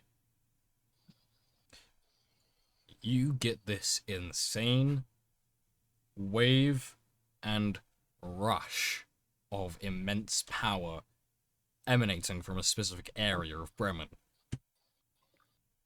Obviously, for Vagar, he knows where it is because it's right in front of him. Yeah. But for all of you, you feel this immense arcane aura just suddenly emanating from the center of Bremen. It's rather frightening. And at the same time this happens, Ruel, as you're looking over Lincano's body, the arcane bits on his body where it would normally pour out, you know, his shoulders, his arms, his hands, his back, his chest. The ley lines. Yeah. And the more significant points as well, they start rusting more. And it's almost like a curse that's happening at a rapid pace as soon as this immense wave of arcane aura swells over you and everyone else. And her head kind of, snaps toward the direction of that massive wave. And then right back at Lincarno. And you see, again, those arcane pores are resting at a much quicker pace. Deteriorating. I'm gonna roll him a con save. He fucked it. I not won on a con save for Lincano. No! Let me check his health. What is Lincano's health?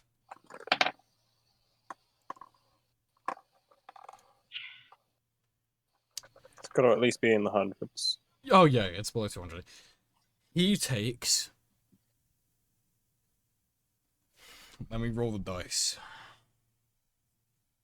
Fuck off, fly.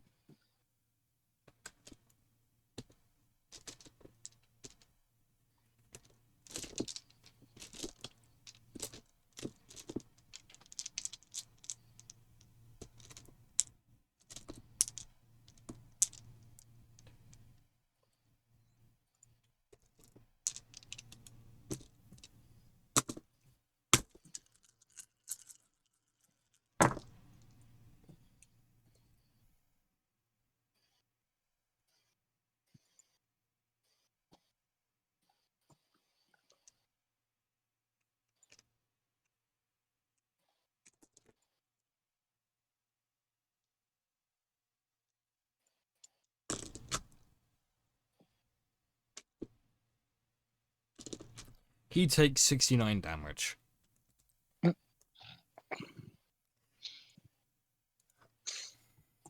So he takes 60 he takes 69 corruption damage. Is what I'm gonna call it for now. Till I get a proper name for it. And in front of you, Ruel. Mana erosion. Maybe, yeah, mana erosion damage. And in front of you, Ruel, from each side of his lip, or his lips, you just see blood trickling out. Just slowly, but you just see it. And then he starts coughing, and coughing, and coughing. More and more and more blood. Despite the fact, if you remember, he time-stopped around himself to try and slow it down as well. And this is bypassing that.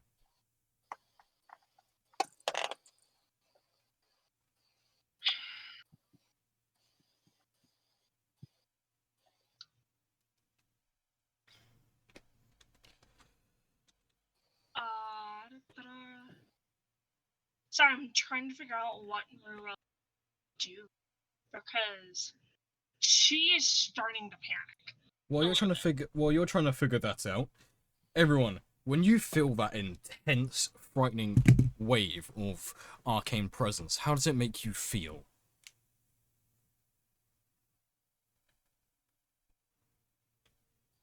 Fear. Fear and concern. For obvious reasons. Huh. Like that. Can you describe it? Because I don't show the recognize- chat on the stream. Sorry, what was that, Bob? I said, would Scooter recognize it as the same feeling he saw when he saw the creature beforehand, when he was seeing the... Yes. Except this time it feels Yeah. far more refined. They'd probably be like, oh shit moment. Ooh. Oh shit moments. We like those. I think Lazona.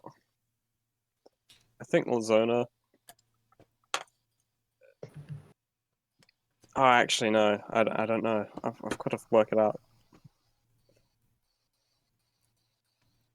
Like, how strong is this magical energy?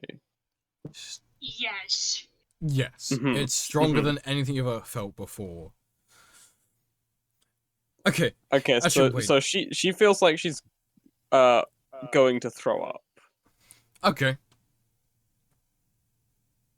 In that case, actually, do a con save for her. See if she does throw up from it. Okay. Let's see. Let's con save for vomit. Let's go. Since it was in front of you as well, Vega, That's actually. cocked. Vega, since it was in front of you, how did it make you feel?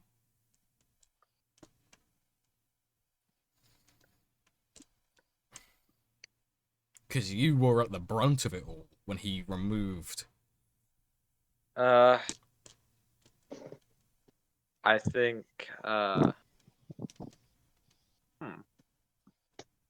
I think considering segments of Vagar's soul are literally gone, even though he was basically at the epicenter, he would not have been as heavily affected by it. And I also feel like the guy himself would have made sure that, considering people miles away are or not miles, but like very far away, are feeling the way they are. If he let it full brunt hit me, I'd probably just die. So I'm assuming I would probably obviously feel a very immense wave of pressure. But other than that, I just sort of get a very general sense of just like fear around him. I'd like to think less so than the others, though, for those reasons I stated. Gonna ask again. Cool. But I will also mention that he had fear as well for a very different reason. Yes. Being, you know, Yeah. Very. he had additional fear for different reasons.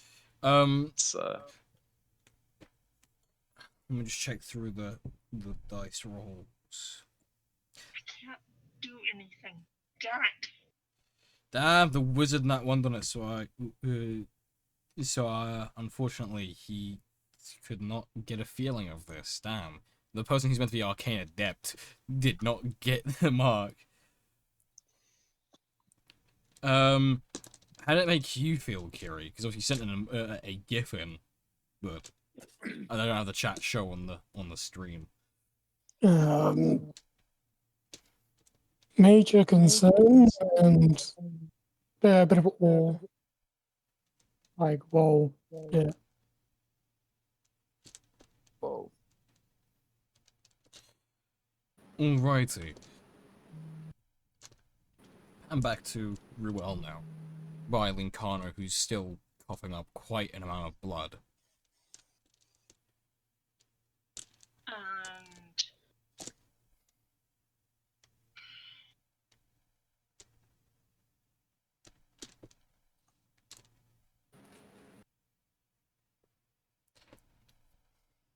let me check. Because that has to do with water spirit. Healing, haha. Yeah. In their space, I'm gonna do this. Ruel's wildfire spirit pops in the form of a little ferret, teeny little ferret, and hops right on up onto Lincarno's lap and does a heckin' concerned expression. And then same concerned expression over to Ruel, almost as if saying, ah, help. Why dad, ouch. Why he hurt? No hurt. And that is what is going well to then use kind of snap out of that fear and heal Lincarno. 8th level cure wounds. Damn. How much would that heal? I need to get out my dice. Wait, 8th level cure wounds. Hold on, that's quite a chunk. That's 8d8 plus 7. And on top of that, because the wildfire spirit is active, that means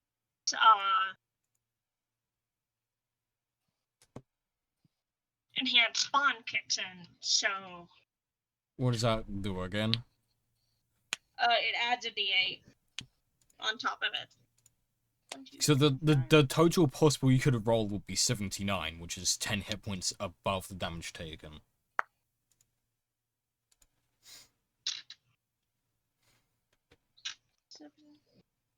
I need 2 more. Apologies for the holdup, folks. It's okay. Everybody needs to gather the math rocks.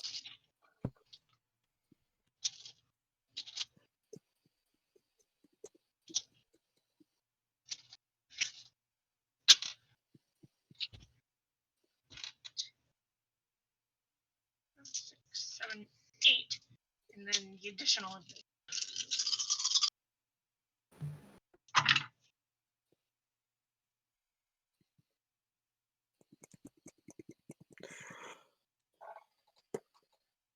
Five,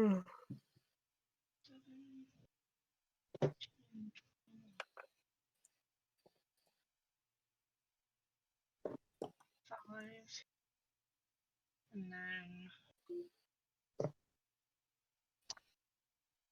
those are late. 40. 7.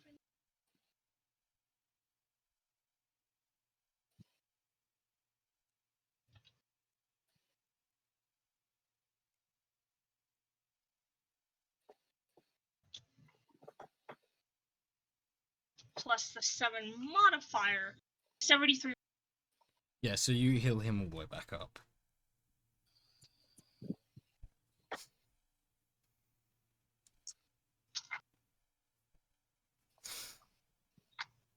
What do you do after healing him?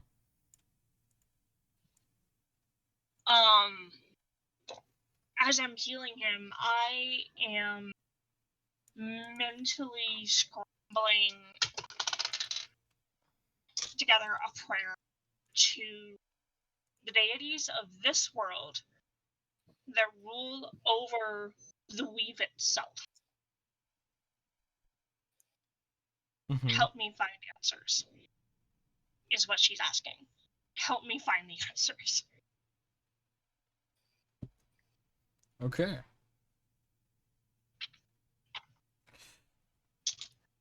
Lincano As does. she's healing him. Lincano does pass out during the healing process to rest up, essentially. The blood loss is gonna go to his head, but he's tired as it is anyway.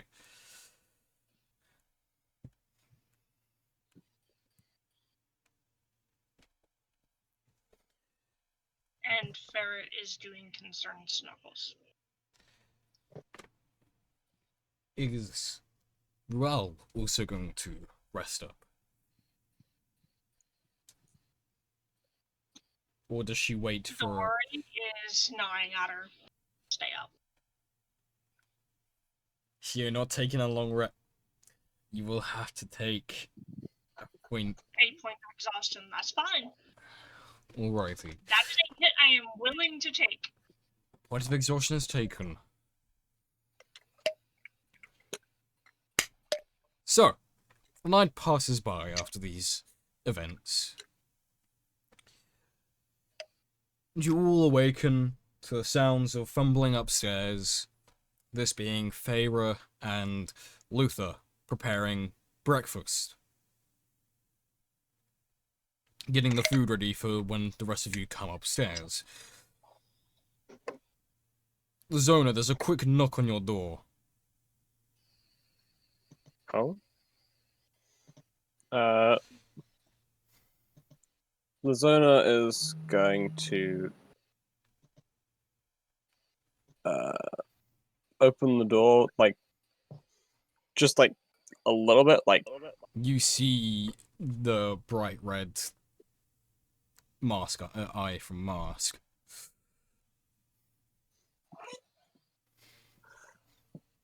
and she's gonna go, ah, hello.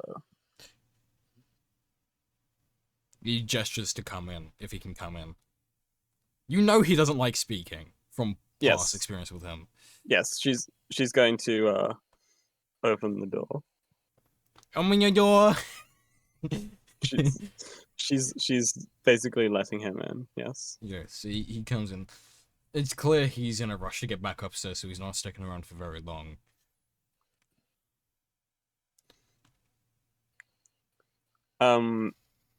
Now he doesn't like speaking very much. Mm-hmm. Lazona knows this. She can create a mental connection because of the thing. Mm-hmm. So, Okay. Kalishtar. Hmm. So, she's going to link, just so that it's easier for them to communicate, Yes. and ask, so, what is it?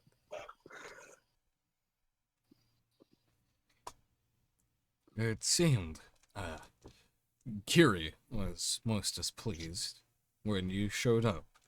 This doesn't have anything to do with you failing your duties with 14, does it?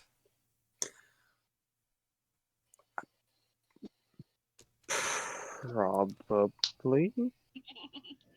You best make it up to Kiri while you're here, especially if you're her bodyguard. While Noxus is gone, you know I don't delve into the Anthem family. But for the sake of while you're here in Icewind Dale, I don't set the rules.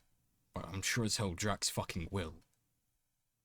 You misbehave, and you ruin any kind of friendship between Kiri, the rest of the party, and us.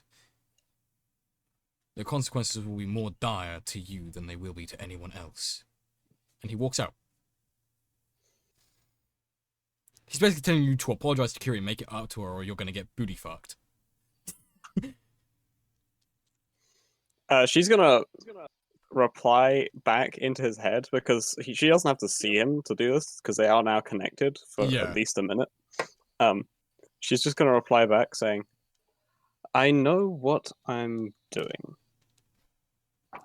That's what you said before 14 disappeared.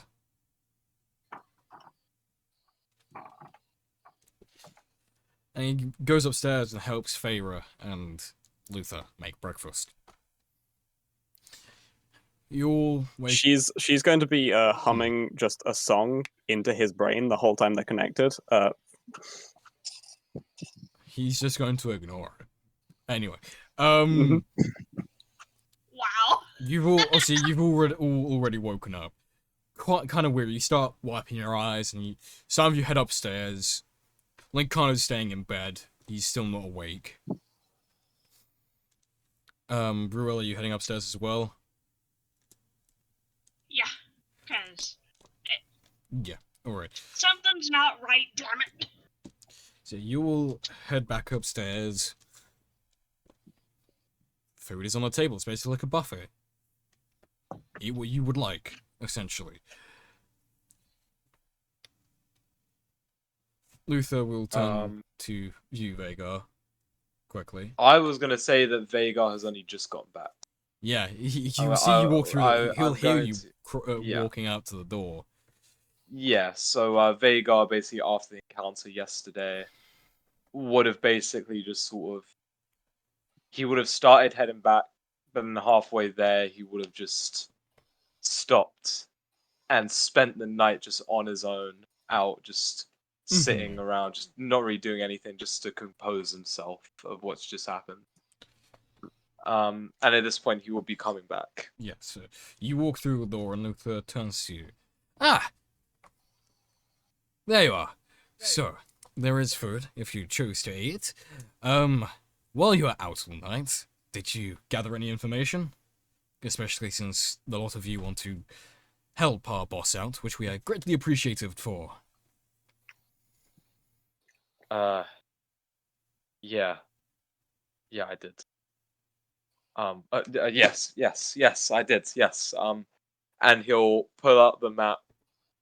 It's no longer got like the astral arrow on it, but You remember exactly where he yeah. put it. Basically, what Vhagar will do is he'll make a small space on the table. He'll like move some plates and stuff out the way, lay out the map, and then with his with one of the claws on his finger, he'll basically scratch the map a little cross where the dragon cave is. I did some looking around. I spoke to some people and found out that the dragon's cave is here, and that there is confirmed a weapon of Horrenda there. Yes, that would be the boss's weapon. Yeah. The most well-known name for it is Wrath of the Ground. Kiri, when he says Wrath of the Ground, you recall one of your history classes when you were being homeschooled about the weapons of Horrenda, no less. And you recall how Wrath of the Ground was a very intriguing weapon, especially when used in war, as when the user was to strike the ground, it would forge humongous spikes made out of gravel, dirt, stone, shooting forth, striking down any foe in its path, whether it's a giant one or a line of spikes. It was a very dangerous weapon.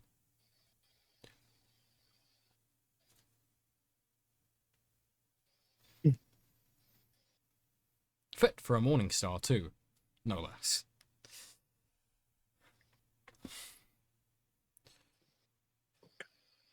Well, I suppose the boss will be nearly there. He travels quite fast, even for his size. There's a way we can shorten that travel so you can get there just a little bit before he does, if that's what you need.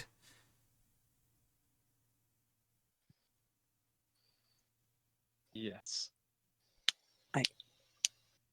Hmm. How no, brain died.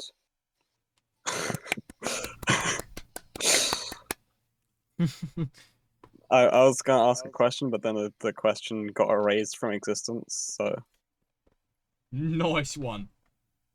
yeah.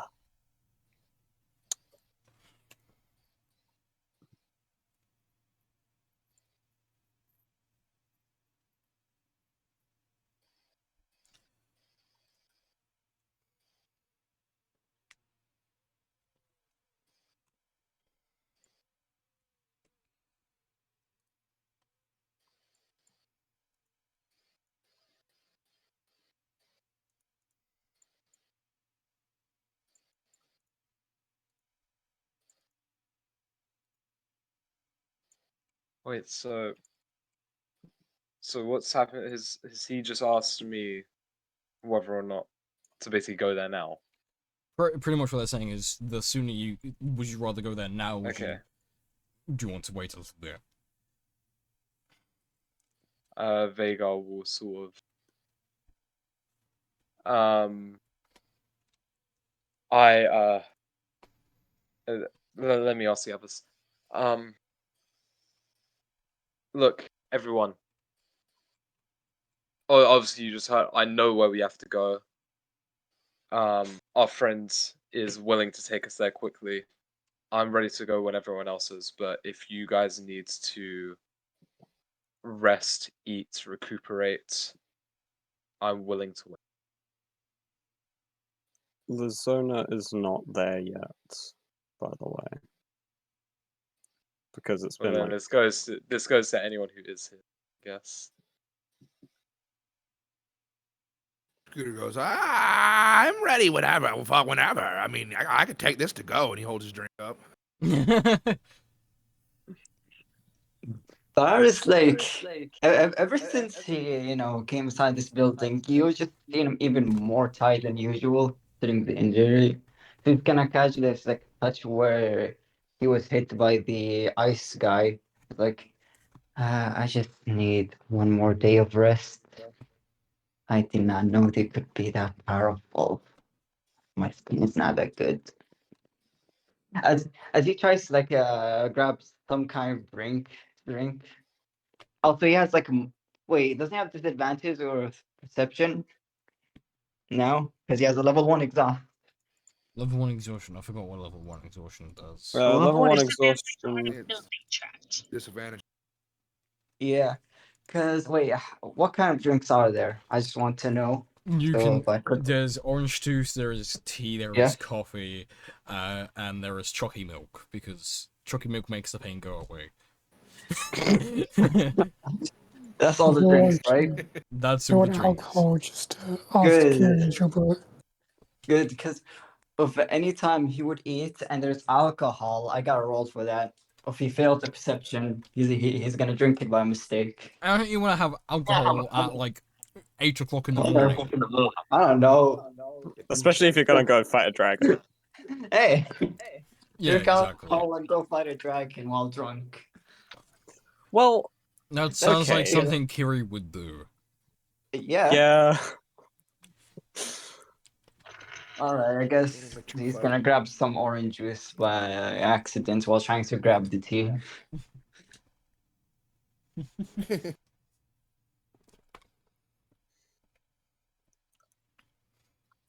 Hey, where's the other woman who was here with Kiri? They need to join you, At don't about they? at about this point, she's gonna walk in. She has redone the makeup because you know that's necessary.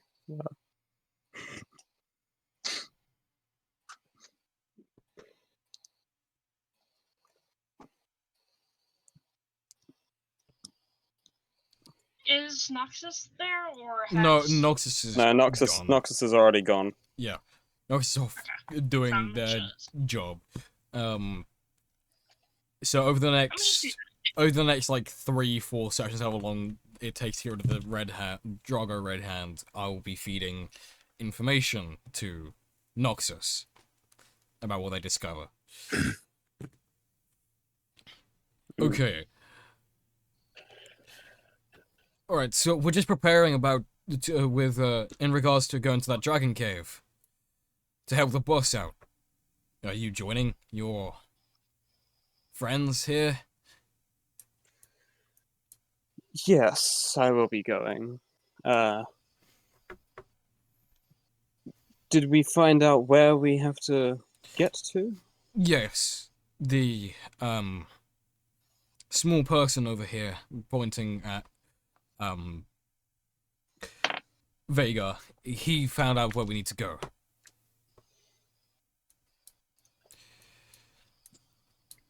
So, who's going and who's staying? I know I need to take care of the base, so I'll be staying behind. But Mask here, he can get you all to where you need to be very quickly. So he'll be joining you. Feyre, are you staying or are you joining? Lizona also has teleport. Let these friends do something to help out. NPCs are here to help for a reason, you know. Okay.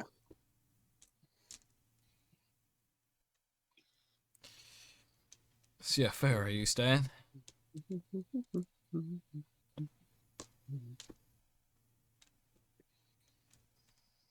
I don't know. Well, you get to fight alongside the boss and kill a white dragon. But then, it's also a lot of hassle.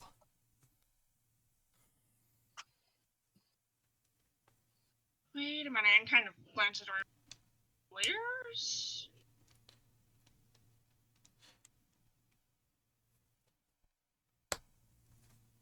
Two of you are missing.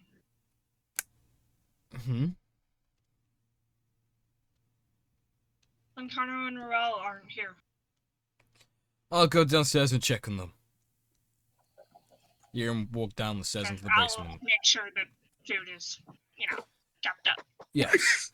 So yeah, he's gonna go down the stairs to Lincona and Ruel's room and just...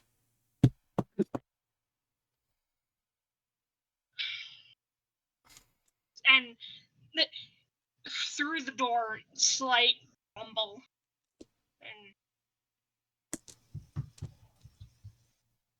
opens the door. Yeah. They're gonna go fight a dragon. I'm staying behind. Are you joining them?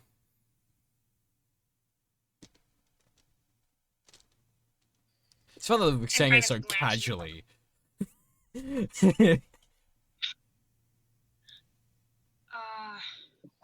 kind of glances over her shoulder at Carno, who's still probably unconscious. Oh no, he's very much still asleep.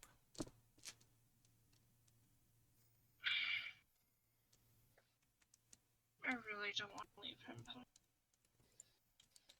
Well, if I'm staying behind, I can take care of him.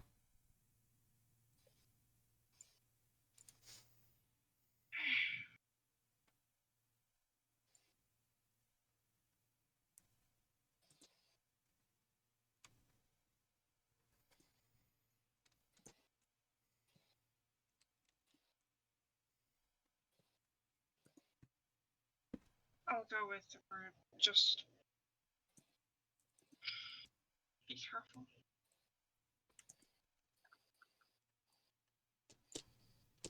You can go back up to... So Ruel is joining us. I did hear that right. Yes. He goes back up and says to Feyre, Ruel is joining the dragon hunt.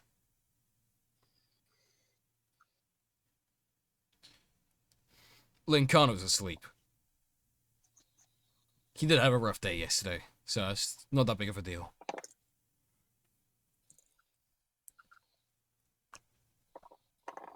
And while they're chatting, she's gonna write a note explaining, where she's going, and in all caps, if she can, explicitly instruct him not to go anywhere.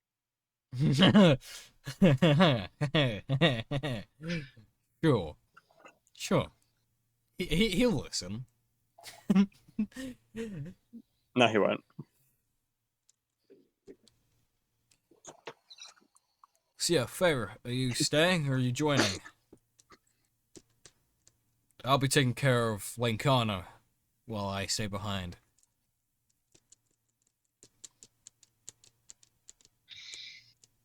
Who is that to? Favor.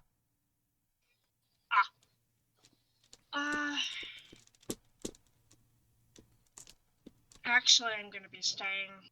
It helps to have a little shift swap going to make sure that he's gonna be okay. Alrighty, in that case, you'll just have Mask joining you all.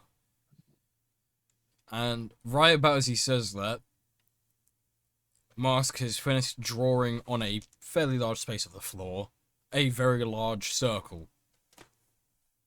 It's a teleportation circle. He just gestures at everyone to stand inside the circle when they're done eating. And Pharrell would finally, come up.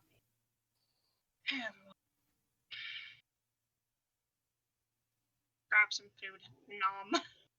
Because she needs it. And then circle. Everyone, who else is going into the circle? Lazona is gonna eat more than is normal for someone because she did literally throw up in the middle of the night. So, Alright. gotta fix that problem. But you are and then- standing in the circle. And then yes. I'd definitely take it Kiri's gonna jump in the circle when they've got 2 dragon grade swords they can wield. Yeah, I was about to say, I imagine she's just like a mouthful of food and she's like, oh, we're leaving. Swallow that. Get in the circle. Alright. I'm assuming Scooter's gonna stand in the circle as well. Varus. Yep. Vega and Sky, are you also joining the party in the teleportation circle? Yeah. I will say this, by the way, we will not get the dragon fight done by the end of today's session. It will have to continue until next week. So, obviously, because I know you're not going to be here next week, Freddy, I will, if you're alright with it, control Vega for the combat. Yeah, all good. Alright. Okay, because obviously, even if I overrun, the dragon fight will take longer than we have left of the session. If he dies, I'll kill you. Vagar's not going to fucking die. He's a lich now. Not to mention, right? There is an entity that you know nothing of who can literally make him never die anyway. I just said if. Okay. Anyway. Yeah, so Verse, you say you're also joining them.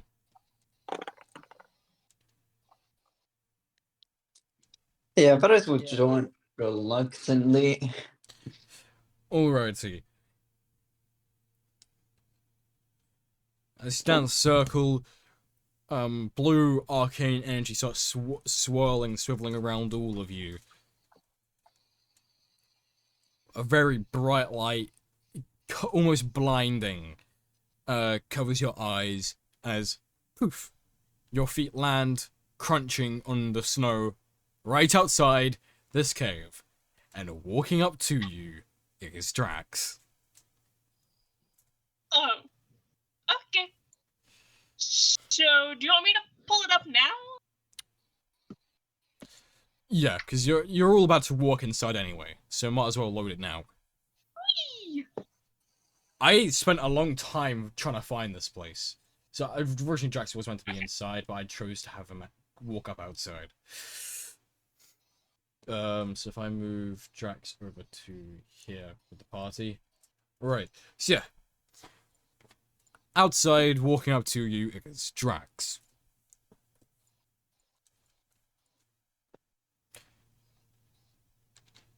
What are you gonna do? You say hi? You're just gonna stand there ominously staring at him. I think everyone's just gonna stand there ominously staring at him. I like standing around menacingly. It's the best way to. The best way to do any interaction with anyone is just to stand in Oh, silence. for fuck's sake. Lazona is probably gonna wave. I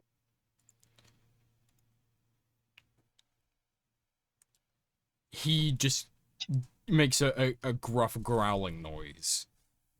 Essentially acknowledging you guys.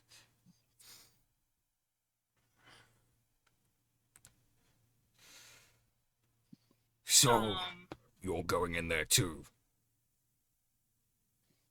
To help you. Yeah. Interesting. Right. Remember, the weapon in there is mine. This dragon took it from me a few weeks ago. Not happy about it. At all. How many of you have slain dragons before? I mean, I've been a dragon. That's not the same as slaying, but good to know. Yeah.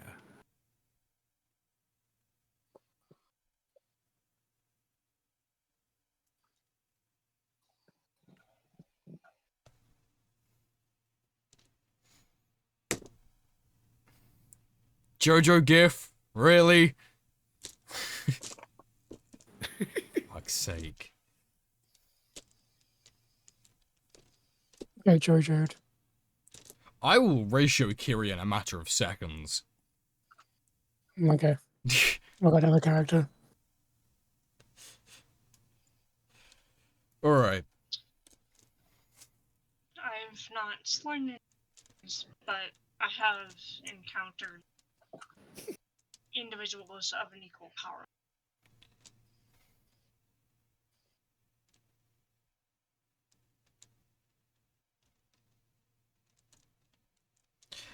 Whereas it would not work inside of a cave. You would kill everything.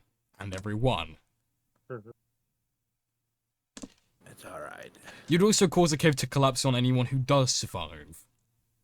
As well. Hey, do that and don't be in the cave and kill the dragon. Easy. Yeah. And stop someone from being able to get access to their weapon of Harenda. Making Nope. it lost inside of the Just cave. get a bunch of wizards to use Earthshift or whatever it is, and then there you go, boom, magic. Magic and slave labor. It's easy.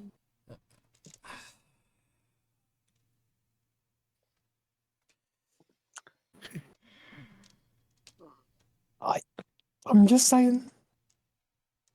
It's an idea.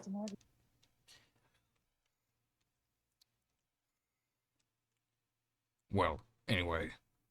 Let's get inside and slay this beast.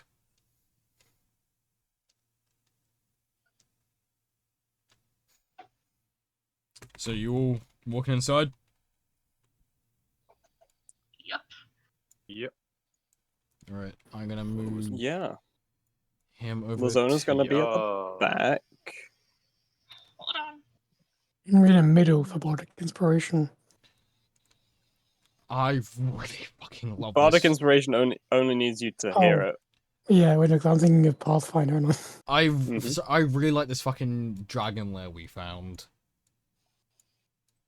I'm sorry, I'm very happy with my finds. Preemptively, very preemptively, Vhagar will be casting invisibility on himself. Okay. And taking a more sort of flank position. So he's gonna cast invisibility like right here behind this rock. Yep. And then he's going to sort of like motion himself like over here, behind here. Okay. And I will activate my rage.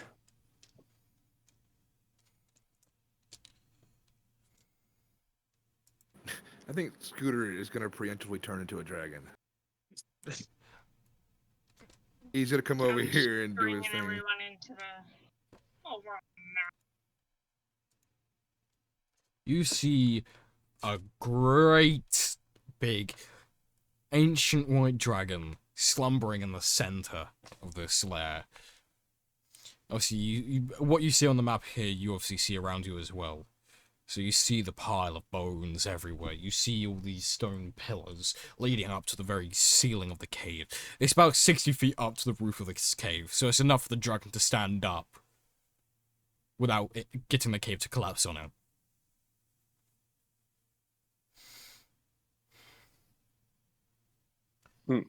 Just enough room for me to fly. Perfect. Its nostrils flare as you all enter the room.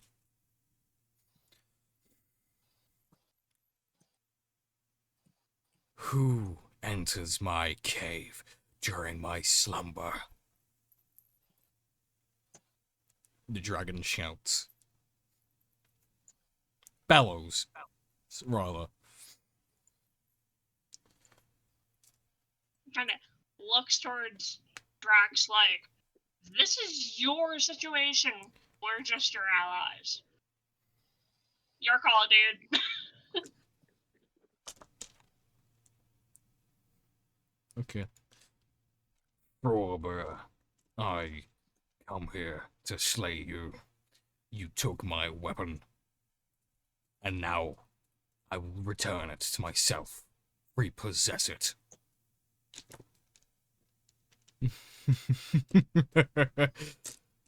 The dragon is clearly laughing at everyone. There is merely not enough of you to defeat me. Roll initiative.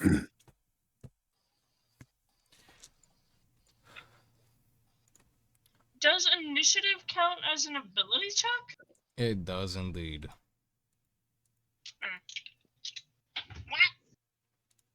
What? Figure like good dice.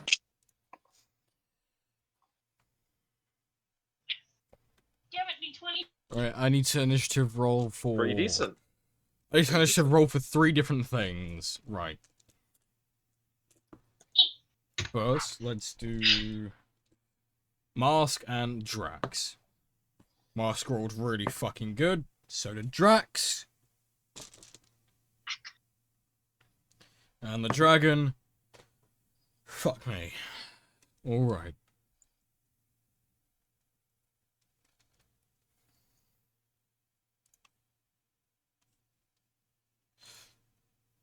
We're gonna use the initiative order on Owlbear.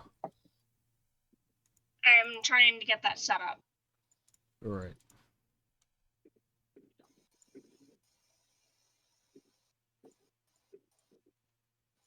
Stop moving your character. Yep, sorry.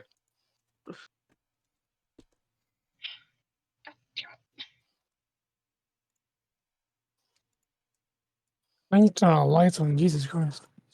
I'm gonna move him over to there. Okay, I already got y'all in the initiative. I'm already adding the initiatives of the ones I've rolled for. Oh, I got 218, so regardless.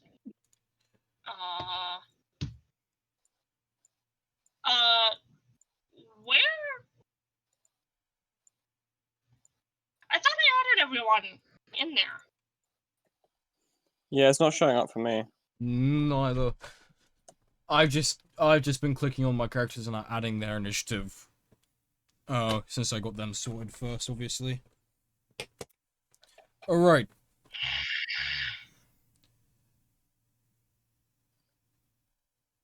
There we go.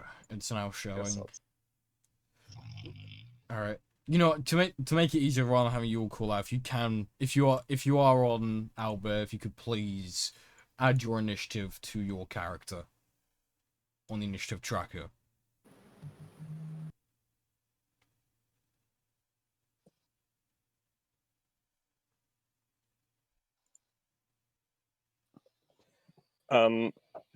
What's Mask's Dex. Mask's Dex. Sky! 150? +4. Jeez, 150. Okay, he goes before. Okay. So Sorry. just put 0.1 on there. There we go. Okay. Also, just so you know. Carrie, what is your dex? +3, I think. I'm going to Yes. let y'all know in advance. It is not on the initiative order because I can't put it because there's nothing to put it on there with. There is going to be lair actions. Lair actions happen at initiative At mark 20. 20. Yeah. Just to let you all know. So, That's great if I knew what they were. I have a +4, so Lair actions basically are things that happen because you're in a specific space. yeah, A lair essentially. action is basically you're in the dragon's house, so he's got some stuff in his house that he can use to hit you with. Essentially, basically. there's some extra shit Oh, to okay, make alright. the battle harder. Yeah. Oh. The light is too It's dark for in my everyone. room now. Okay, right. Initiative order is sorted. So, Frober, sorry, is going first. Let me pull that up.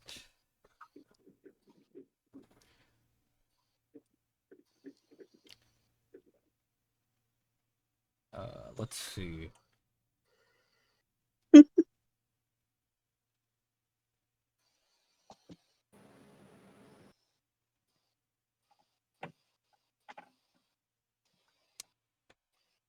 Everyone,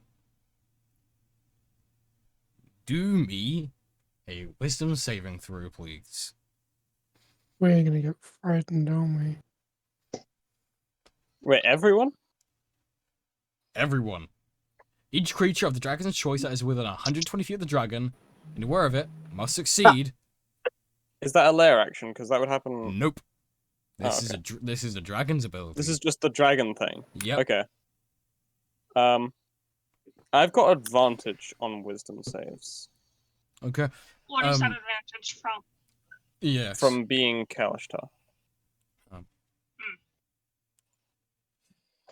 Got a +12.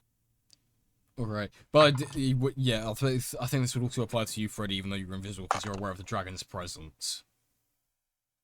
So that's a 10, What? Wait. and that was a 16. Wait, what'd you say, Brad? Gotta make us a wisdom saving throw. Or be Yeah, frightened. Is it aware of me, or is it just an effect of an area of effect? 120 feet around the dragon. So, yeah, it's... Yeah, I believe you fall in that 120 feet mark. I rolled okay. I don't know how high this wisdom save will be, though. It's not actually incredibly high, you'll be surprised, even for a dragon. Right. I got 19. 19? You succeed. Oh, sweet. Is it with your modifier? Yeah, that's with my modifier. I rolled a 16 plus 3. Always add the modifier. Yeah, no, it is. It is with my modifier. Yeah, I got 16 16 plus 3. Yeah, 16 plus 3 What's the something. save? Wisdom. Yeah, but what is the You need to make wisdom save 16. A wisdom saving throw. So The mark is 16. 10? You fail the wisdom saving throw. You are now frightened of it for 1 means minute. you can't move towards it. Yep. Eesh. Can you make But whenever successive saves? But yeah, whenever it's her turn, she can roll again to end the frightened condition. Yep. I believe at the start of her turn. Okay. Yeah, it'll be at the start of the turn. So anyone who rolled 16 plus, you succeed. Everyone who rolled 15 below, you failed. Okay, yeah. So, I was a bit worried.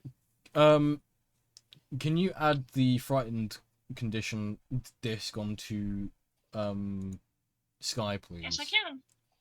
Just. Is there anyone else who failed, or was it just Sky? Probably, I got 20. I almost failed. I rolled like a 17, but Yeah. well, no, it was an 18. Sorry, but Wisdom isn't her strength. To Sky. Hmm? Yes, Sky. Yeah, Sky's frightened. Alright, yeah, Sky's the only one who got frightened. Damn, unlucky. Incredibly unlucky. Okay, Like I said, wisdom's not her strength.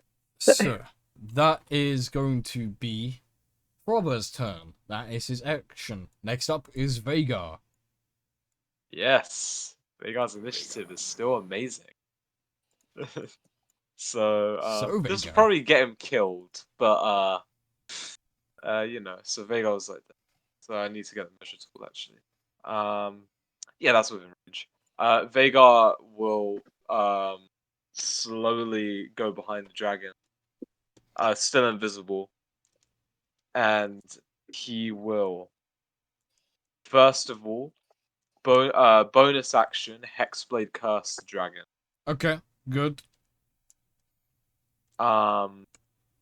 Then main action, he is going to use the Sword of Enmity with Booming Blade and just strike it. So I can attack twice, but I think Booming Blade will only apply to one, I believe. So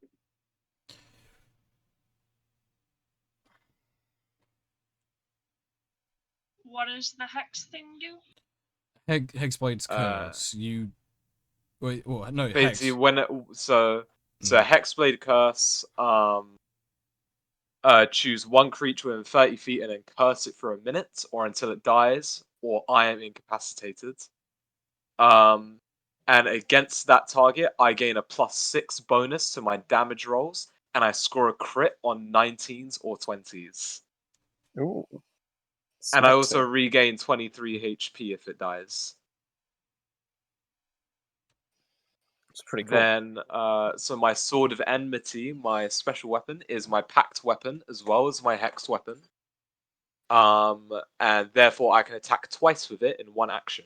So one of them will be Booming Blade, and the other one will just be normal, because I don't think I can apply Booming Blade twice. Nope, because that'll take another action.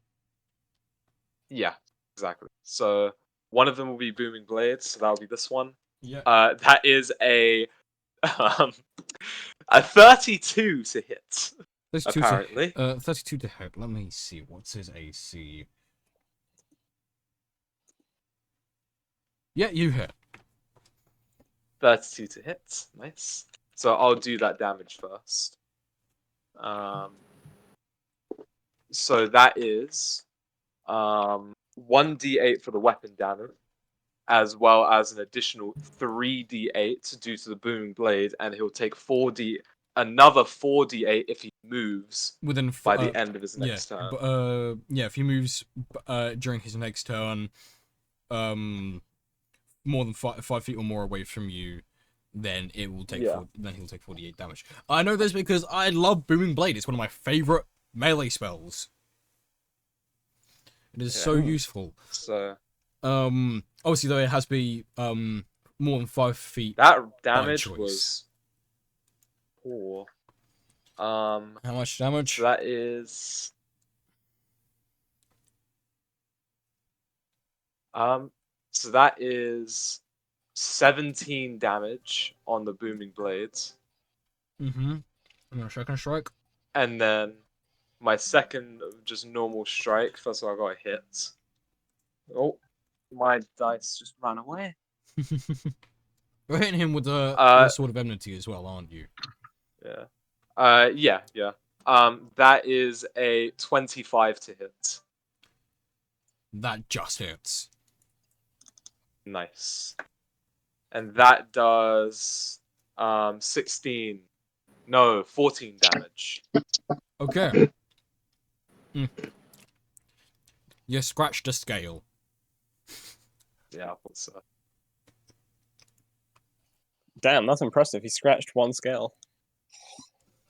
Right. Next on the initiative is Mask.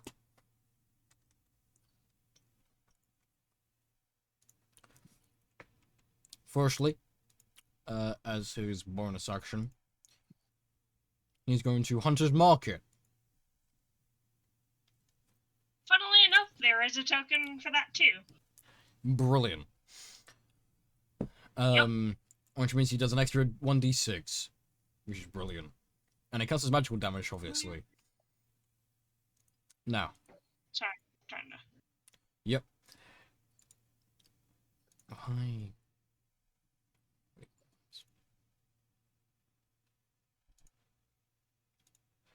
So, he has some interesting arrows.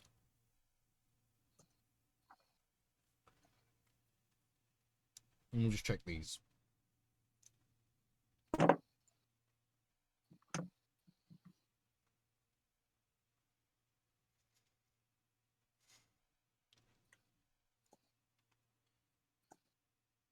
There you go. Alrighty. So, he does a hunter's mark on it, and he pulls out, you see on the quiver, that suddenly has appeared on his back, because cool magic shit. Crossbow in hand, quiver on his back, and he pulls a large crossbow bolt off of his back, which, has a very strangely shaped arrowhead, but the whole color scheme of that arrow is white. Arrows of dragon slaying. Yes.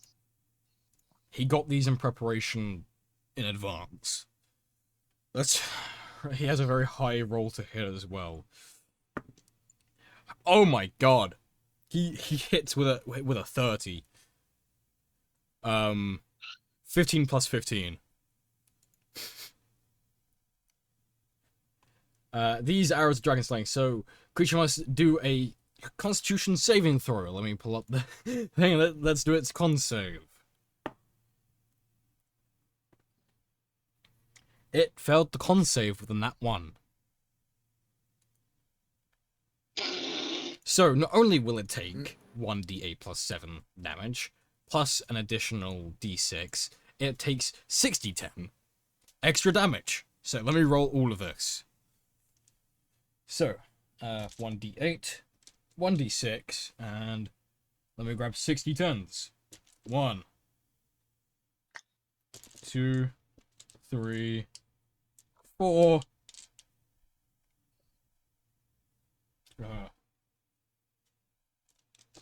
5, and 6. Right, let's roll the d8. So that is 15 damage plus 4, making 19 damage. And then the 60 10s are up. Pardon me. I'm gonna pull out a calculator for this. I already have mine out if you want to. So we have us that. So take those 2 out. Take those 2 out.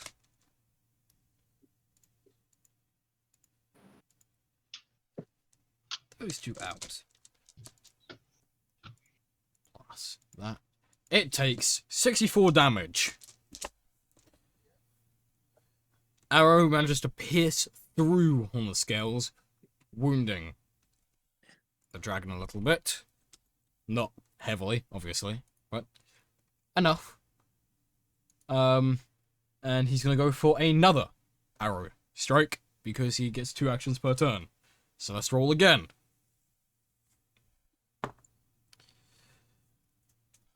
He misses. Alright. Next on initiative is Lazona. Okay. I'm between 2 things. I'm between the funny option or the best option. Do the Lazona option. Okay, she's gonna do the funny option. She's gonna cast Tasha's hideous laughter on the dragon. It's a saving throw, Uh, right? Yeah, 24 wisdom. Succeeds. It's a white dragon. Okay. What?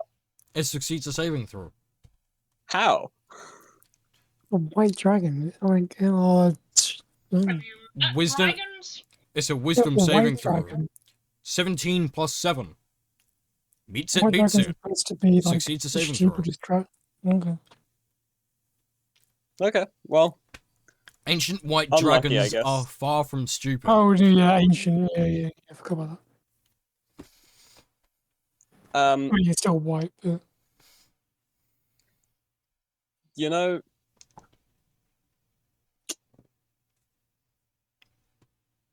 I should have said that before. Never mind. Okay. Does inspiration, is that a bonus action? That is a bonus That action, right? should be a bonus action. Yeah, inspiration is a bonus action. Okay, who's next? Well, Me. Yeah. Yeah, she's gonna use bardic inspiration on Ruel, so that's a D12 Nice. added to your next how'd you inspire Ruel? violence. Damn it! I knew you were gonna ask this question, and I didn't have anything planned. Yet you somehow knew I was gonna ask it anyway. Yeah. I was just hoping you wouldn't. That's it.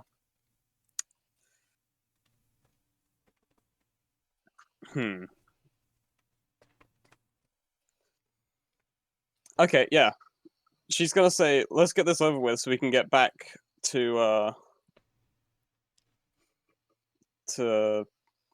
what was it? Icewind Dale?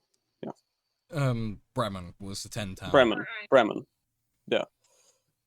Basically encouraging her by Encouraging. reminding her of the urgency of the situation. So, essentially, motivation of speed is everything. Yes, yeah. Okay. Well,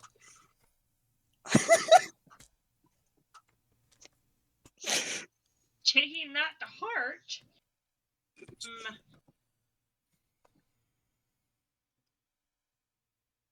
I'm going to. Let me double check something. That is a bonus action. Perfect. She's taking that to heart. 9th level flaming blade. okay. Bonus action. Yep, I remember that being a bonus action. And then, let's see. Measure, movement.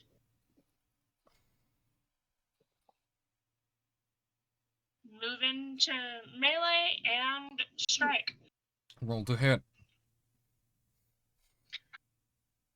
What can I apply the, It counts as ability score. Rolling to hit counts as ability check, I'm pretty sure. Let me check, actually. No. It is, level 1 exhaustion does not impact attack rolls. No, it does not. It would be level 2 that would start affecting, I believe. Nope, that's your movement. It's level 3. Level 3 is attack There rolls. we go. Level 3 would affect it. My bad. Right. Hold on, so let me... What can I use the bardic One inspiration? ability check, attack roll, saving throw. So an attack, you can use it on the attack roll, or ability check, or a saving throw. Against a dragon with a lair, personally, as a DM, I was just keeping it for the saving throws that may happen with the lair action. Yeah, it's... That's my personal suggestion, but obviously Ruel might use it differently. So it can be... By the way, you don't have to use it the second that you roll the dice. You don't have to choose before. You can choose after you've rolled the dice, but before you know what the dice roll outcome is.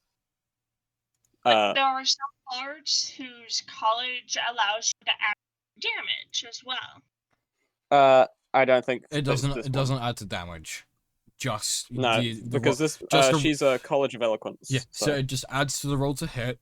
You can either add it to the roll to hit, add it to a saving throw. What can it apply to. Okay. But now Yes. that I know,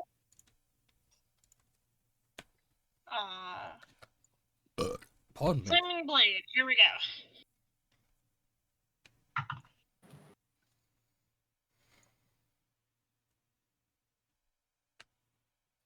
That's a 30 to hit. Hits.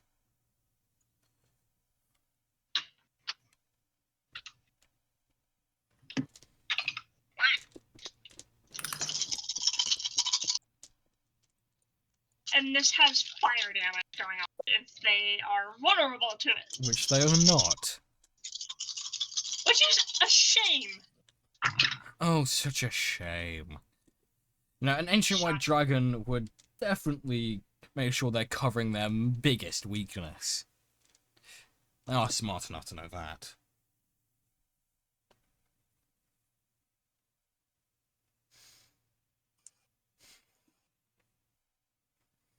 Um, 24, and then 34 points of fire damage. You put scorch marks on one of their scales. Just one. Everyone's really accurate today. Is it the same one that got a single scratch on it? No. Ah. That's on the completely other side of the dragon's body, because Vagar is attacking from behind, or Wells attacking from the front. It could turn around. You never know.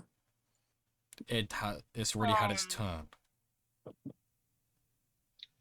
That was my bonus action and my action. I believe spinning is a free Is- action. Huh? Spinning I is not believe a. spinning. If it's not is a free. it counts as movement. Yes. No, because you're staying in the same space, so it's not.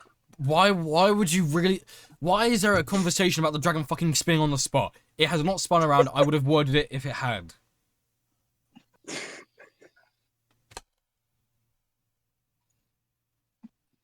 And as I was gonna say, it is now Kiri's turn.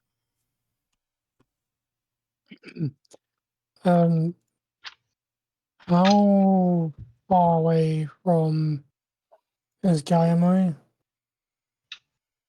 How much distance is that? Oh, it's in a straight line because I was in the way. Oh, is it? Or You were 25 feet away. oh, is it? Oh, it is a scale. Oh, okay. Yeah, we actually managed to get this place to fucking scale, which is rare. So I could run in a straight line like that. Oh, there's no point using dash action, is there? No. Yeah, never mind. I'm gonna go up next to the boy. Although, yeah, before doing that though, because of my wild surge, I'll shoot a beam of light at him. It's a con save or a 1d6 radiant damage. What's the con save DC? 19, I believe.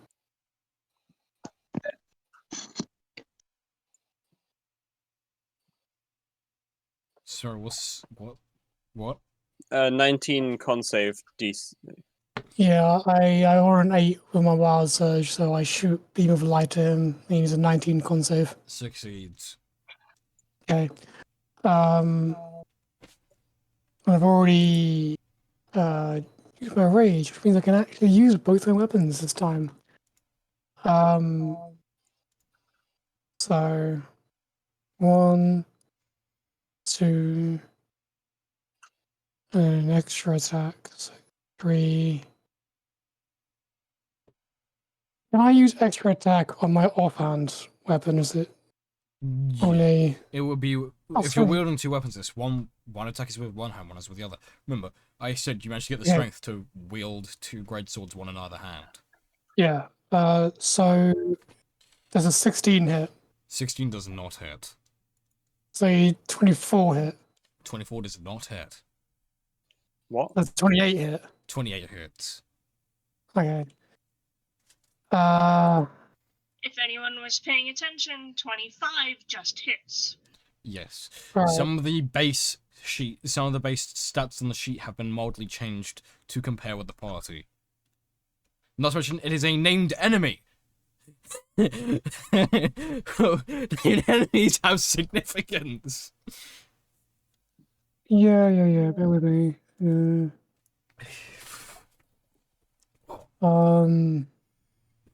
That's 21.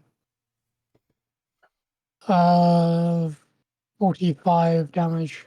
45. Nice. Yeah. You manage to cut a scale and it peels off. I'll keep it as a trophy. Free scale. Okay. Is that the I'm end of adding your, that to my arm. is that the end of your turn? Yeah, my bonus action, everything done, yeah. Okay. Next up is Drax. This is gonna be fun. He's yet to grab his weapon. I don't think. Well, is he got? Do I have him grab his weapon? Or he can attack the dragon? Can he reach it in time? Hold on. Actually, where is he? Hold Oh, on. he's there. I know where I put the weapon. He doesn't know where it is. That is a lot of movement to get to that area, and just as much to get to that area. Okay.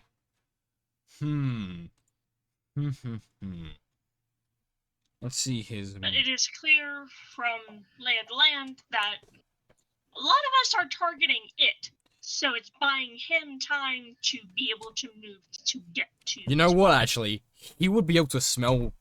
He'll be able to smell the weapon out. Keen smell. Does Benjamin have a particular scent? It's also his weapon, so it will have his scent on it. Thenzium does not have a particular scent.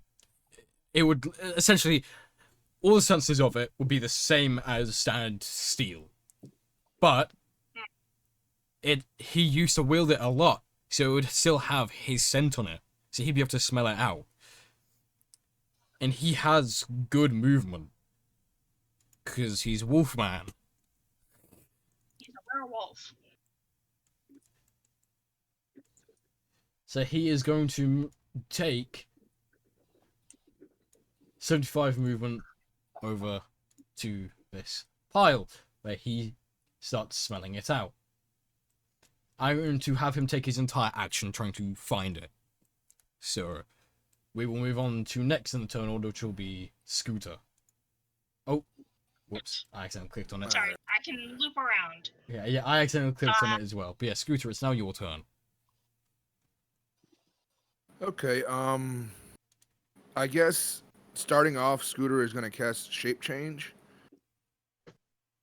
And I think he's gonna go with the Gorista. Now, is And it shape change or wild using shape? his bonus action for that, gonna charge. Shape Change. He's casting the ninth. You're a All right. druid. As he yeah. Do you not have wild shape? We have Wild Shape, but you can't turn into certain things with Wild Shape. With Shape Change, I can turn into up to level. CR accessibility. That includes dragons. You can only. Well, I can only with my Druid class, I can only transform up to a level 6 CR at the moment. With Shape Change, I could do up to a level 18 CR. So yeah, which is why you're able to do a dragon. Yeah. So instead of the dragon this time, he can. It's an action to switch what he is, but for now he's gonna turn into a Garisto, and he is gonna charge this thing and make a goring attack on it. Didn't we say that because of the training that you don't have to use an action for that? Mm-hmm. Well, it's an action to cast a spell, and then it's a bonus action to attack. Right, but I'm so. That's If what you I remember, thought. Or is it vice versa? remember when we did the training, the 2-month training Mhm. arc, essentially, the training meant that it no longer costed you anything to shape change. That was what you got out of the training arc. So you can shape change and attack immediately. Oh, okay, so is what? Yes. Okay. So I can make. Yeah, Okay, you're shit. basically Well, that you're changes basically Beast everything. Boy, but in D&D. If you know what I'm All right, referencing. man. Yeah, no, yeah, that makes sense. Okay then. Well, in that case, he's fucking turned into a Greystone and is charging immediately, making his attack. Oh, my dice for you.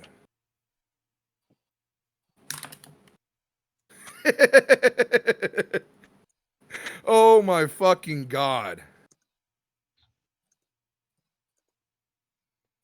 What? All right, I rolled a nat 20 on that. So whatever you want to roll for your damage, double whatever you rolled on It's the dou- dice. That's how crits work, All right, I remember? don't have enough dice. For that. Yeah, give me I one love sec. hearing I'm gonna have that. to roll that in. How many I'm dice gonna do you have need to to roll that in roll? D20 on the beyond. I'm rolling 14d10 right now, double. Ooh. So yeah, it's 14d10, and whatever is rolled, you total whatever you then roll, you then double, obviously. Yeah. Holy shit! I love would I hearing. type I this in? love it when a player says, "I don't have enough dice." Makes me feel good about the Jesus attack roll Christ. coming, and it's 14d10 doubled, so that can become a total of 280 damage. Jesus, I don't even know where to fucking type this in at. See the game log right here. On D&D Beyond, if you just so if you go onto your character sheet, in the bottom left-hand corner on the computer, there should be a dice icon, and then you just click on that dice however many times you need to roll it, and you can have it roll for everyone to show, only for yourself or for me to see.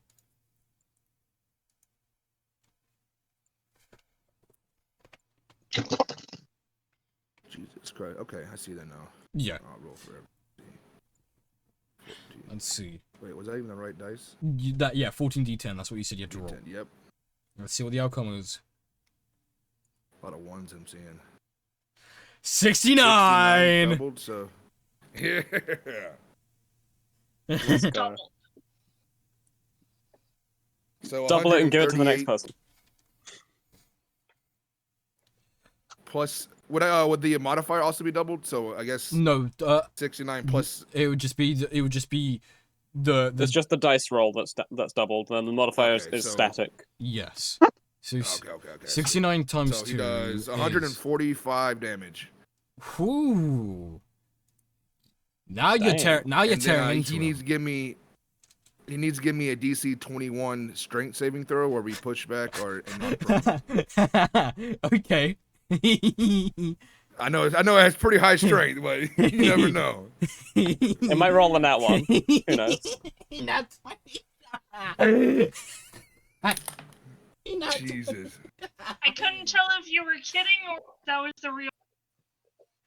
He had 20 on the dice roll for the saving throw for the strength. All right, well, I'll take that. That is peak. Oh, well. But you did manage to get quite a bit of damage in. You managed I to, think basically, your strike managed to claw underneath a lot of scales. You managed to claw into his skin a little bit. Normally, an attack like that would bounce off. Well, obviously, adrenaline I rush. think that is it. Ooh. So you just hear a roar from Scooter. He can't talk in this form, so. No. It's what it is. It's just roar. Am I do a roar? Rawr. Do the roar. Rah. Do the roar. And this is one of the few characters that does not chronic. Alright. Rarus. You cheeky little necromancer with a shovel. What are you doing?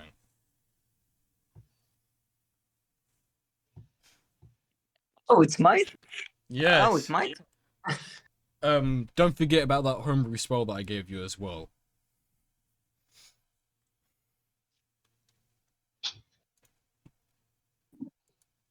Alright, well, my plan is straight up just to Ray of Sickness this dragon.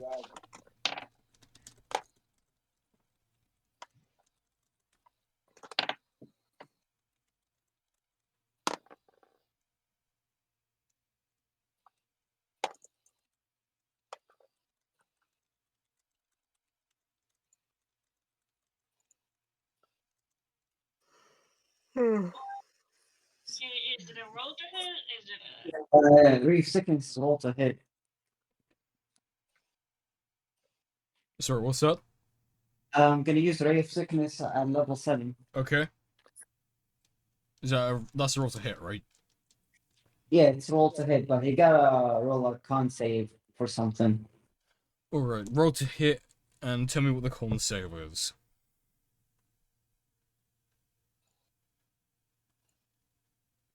Yeah, I feel like I think 33 hits.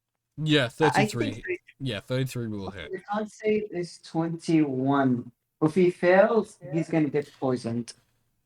He gets a nat 20 on the con save. Why is For he a- so good at saving? Yeah, he nat 20 for a total of 34 in the saving throw. God damn. Yeah. Holy. But he still takes all the damage, so. Yeah, he just doesn't get poison. Yes, I don't have enough dice. Good.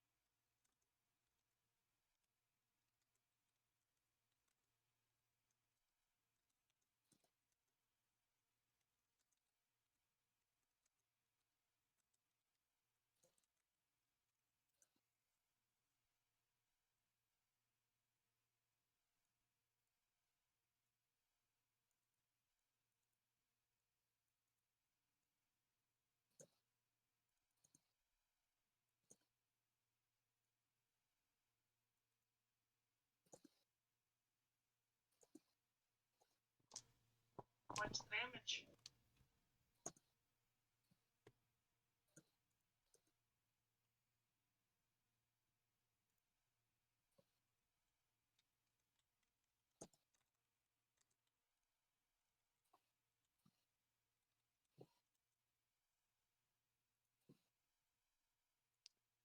It's not that much. It's 51. 51 damage. That's still pretty decent. Yeah, 51 damage. But, is there anything else you're doing on your turn?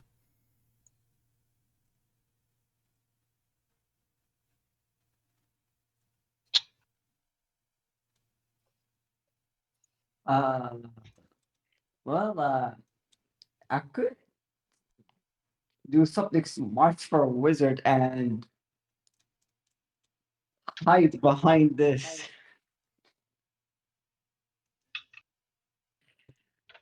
Yeah, I'm just gonna go. Can I just go behind this? It's column of rocks, right? Huh? The place I'm at, right in front of me. Yeah, Like rock. that's a pillar going to the very top of the cave. Okay, so yeah, I'm just gonna stay behind this thing. Okay. Next up is Sky.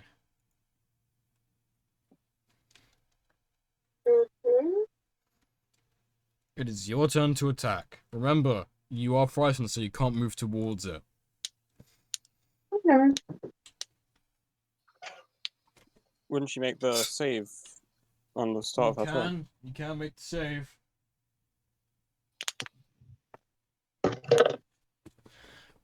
After Sky's turn, though, I will have to end the session because otherwise we will be running a little bit too much. And that is 8 for a saving throw. Yeah. Um, Ouch. hmm.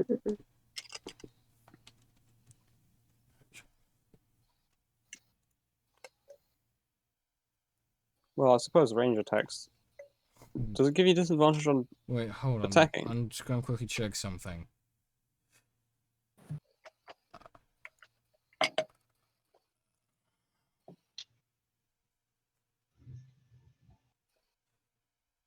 It doesn't affect ranged attacks, just only affects moving closer to to the enemy, I'm pretty sure. Oh, okay.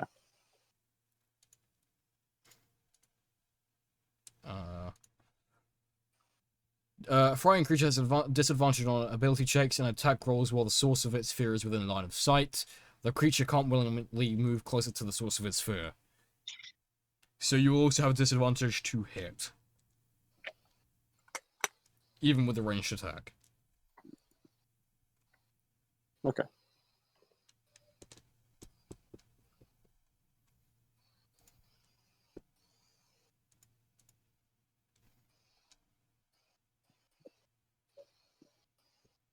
He is going to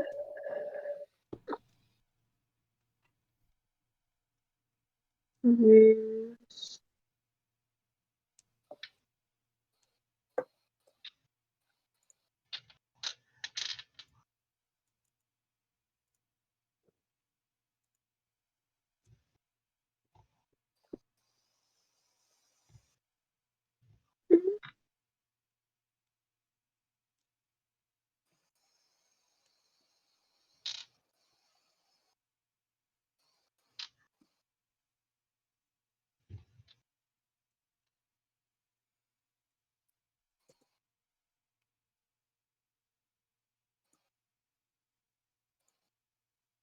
I just realized that the gift set, the set of dice given to me by Kaus is basically a miniature set because it's smaller than my others. Hmm. Except you. Do you need help with what you want to do on your turn? Or is it? No, I've got it. Alright.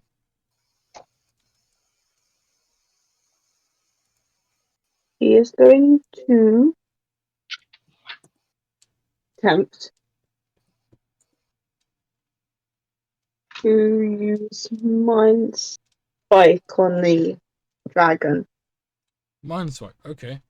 That's a saving throw, I believe. Mm-hmm. Yep. Let me do the saving throw. It is wisdom, right? Mm-hmm. They do succeed the saving throw, so they'll take half the damage you roll. So if you roll a 3d8, and then let me know what the total is.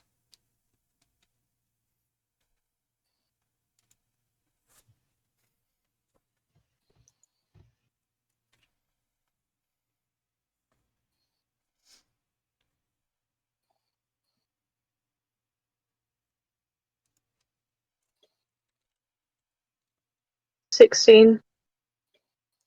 Alright, so I take 8 psychic damage. Nice. It's still damage. Next up is the dragon. Just give me 1 second. Actually, wait, no. I'm gonna end it because, yeah. Otherwise, overrunning too late. Just give me 1 second. Actually, I'll say this in a minute to you, Josh. Okay, so, yeah, that's gonna be the end of the session today. Thank you to everyone who came by the stream. I will be downloading the VOD and uploading it to YouTube. I'm gonna start doing that now. So, although this is like session 13, so it's mildly like 12 sessions late, I will try and get some of the prior sessions up onto YouTube as well, but only the ones I can get my hands on. Other than that, I'll make a. What I'll do is I'll use my DM intro screen to basically do a recap of what has been missed as well. So, smart move. Critical Role didn't upload their first episode either. Oh no, they didn't upload the first like 20 odd episodes, I believe. They'd been doing that. They were doing the campaign with Vox Machina for quite a while before they started doing the streaming. Yeah. But anyway, so that aside, I hope you all enjoyed the session today, including people watching. Next week, Freddy's not going to be here 'cause he's going to be on holiday in Spain, so hopefully he enjoys that holiday. Which does also mean, actually, it does also mean you're not going to be here on Saturday either for the... No, we're not. Or Sunday. Oh, Sunday. Ah, bollocks. Alright. I'm literally missing a whole week's worth of D&D. You're going to be here for tomorrow's session in One Piece. I will be here for tomorrow. Okay, thank God. Because I leave on Saturday. All right, awesome. I won't. I'm just about to end the stream. The only other thing I'd like to do, I normally would do this at the start of the stream, but got a shout out to our sponsor, who unfortunately couldn't make it today's session because they're working, is Adrian. You actually missed this, Freddy. Adrian is now sponsoring my channel with his art that he does. I'm not sure if you've seen some of it, but it's really cool. Next. Some of it can be seen in the Die by the Die server. Yes. What I will do is for next stream as well, I'll actually prepare it to then show on screen some of the stuff that Adrian does. But yeah, that aside, that's the end of today's session.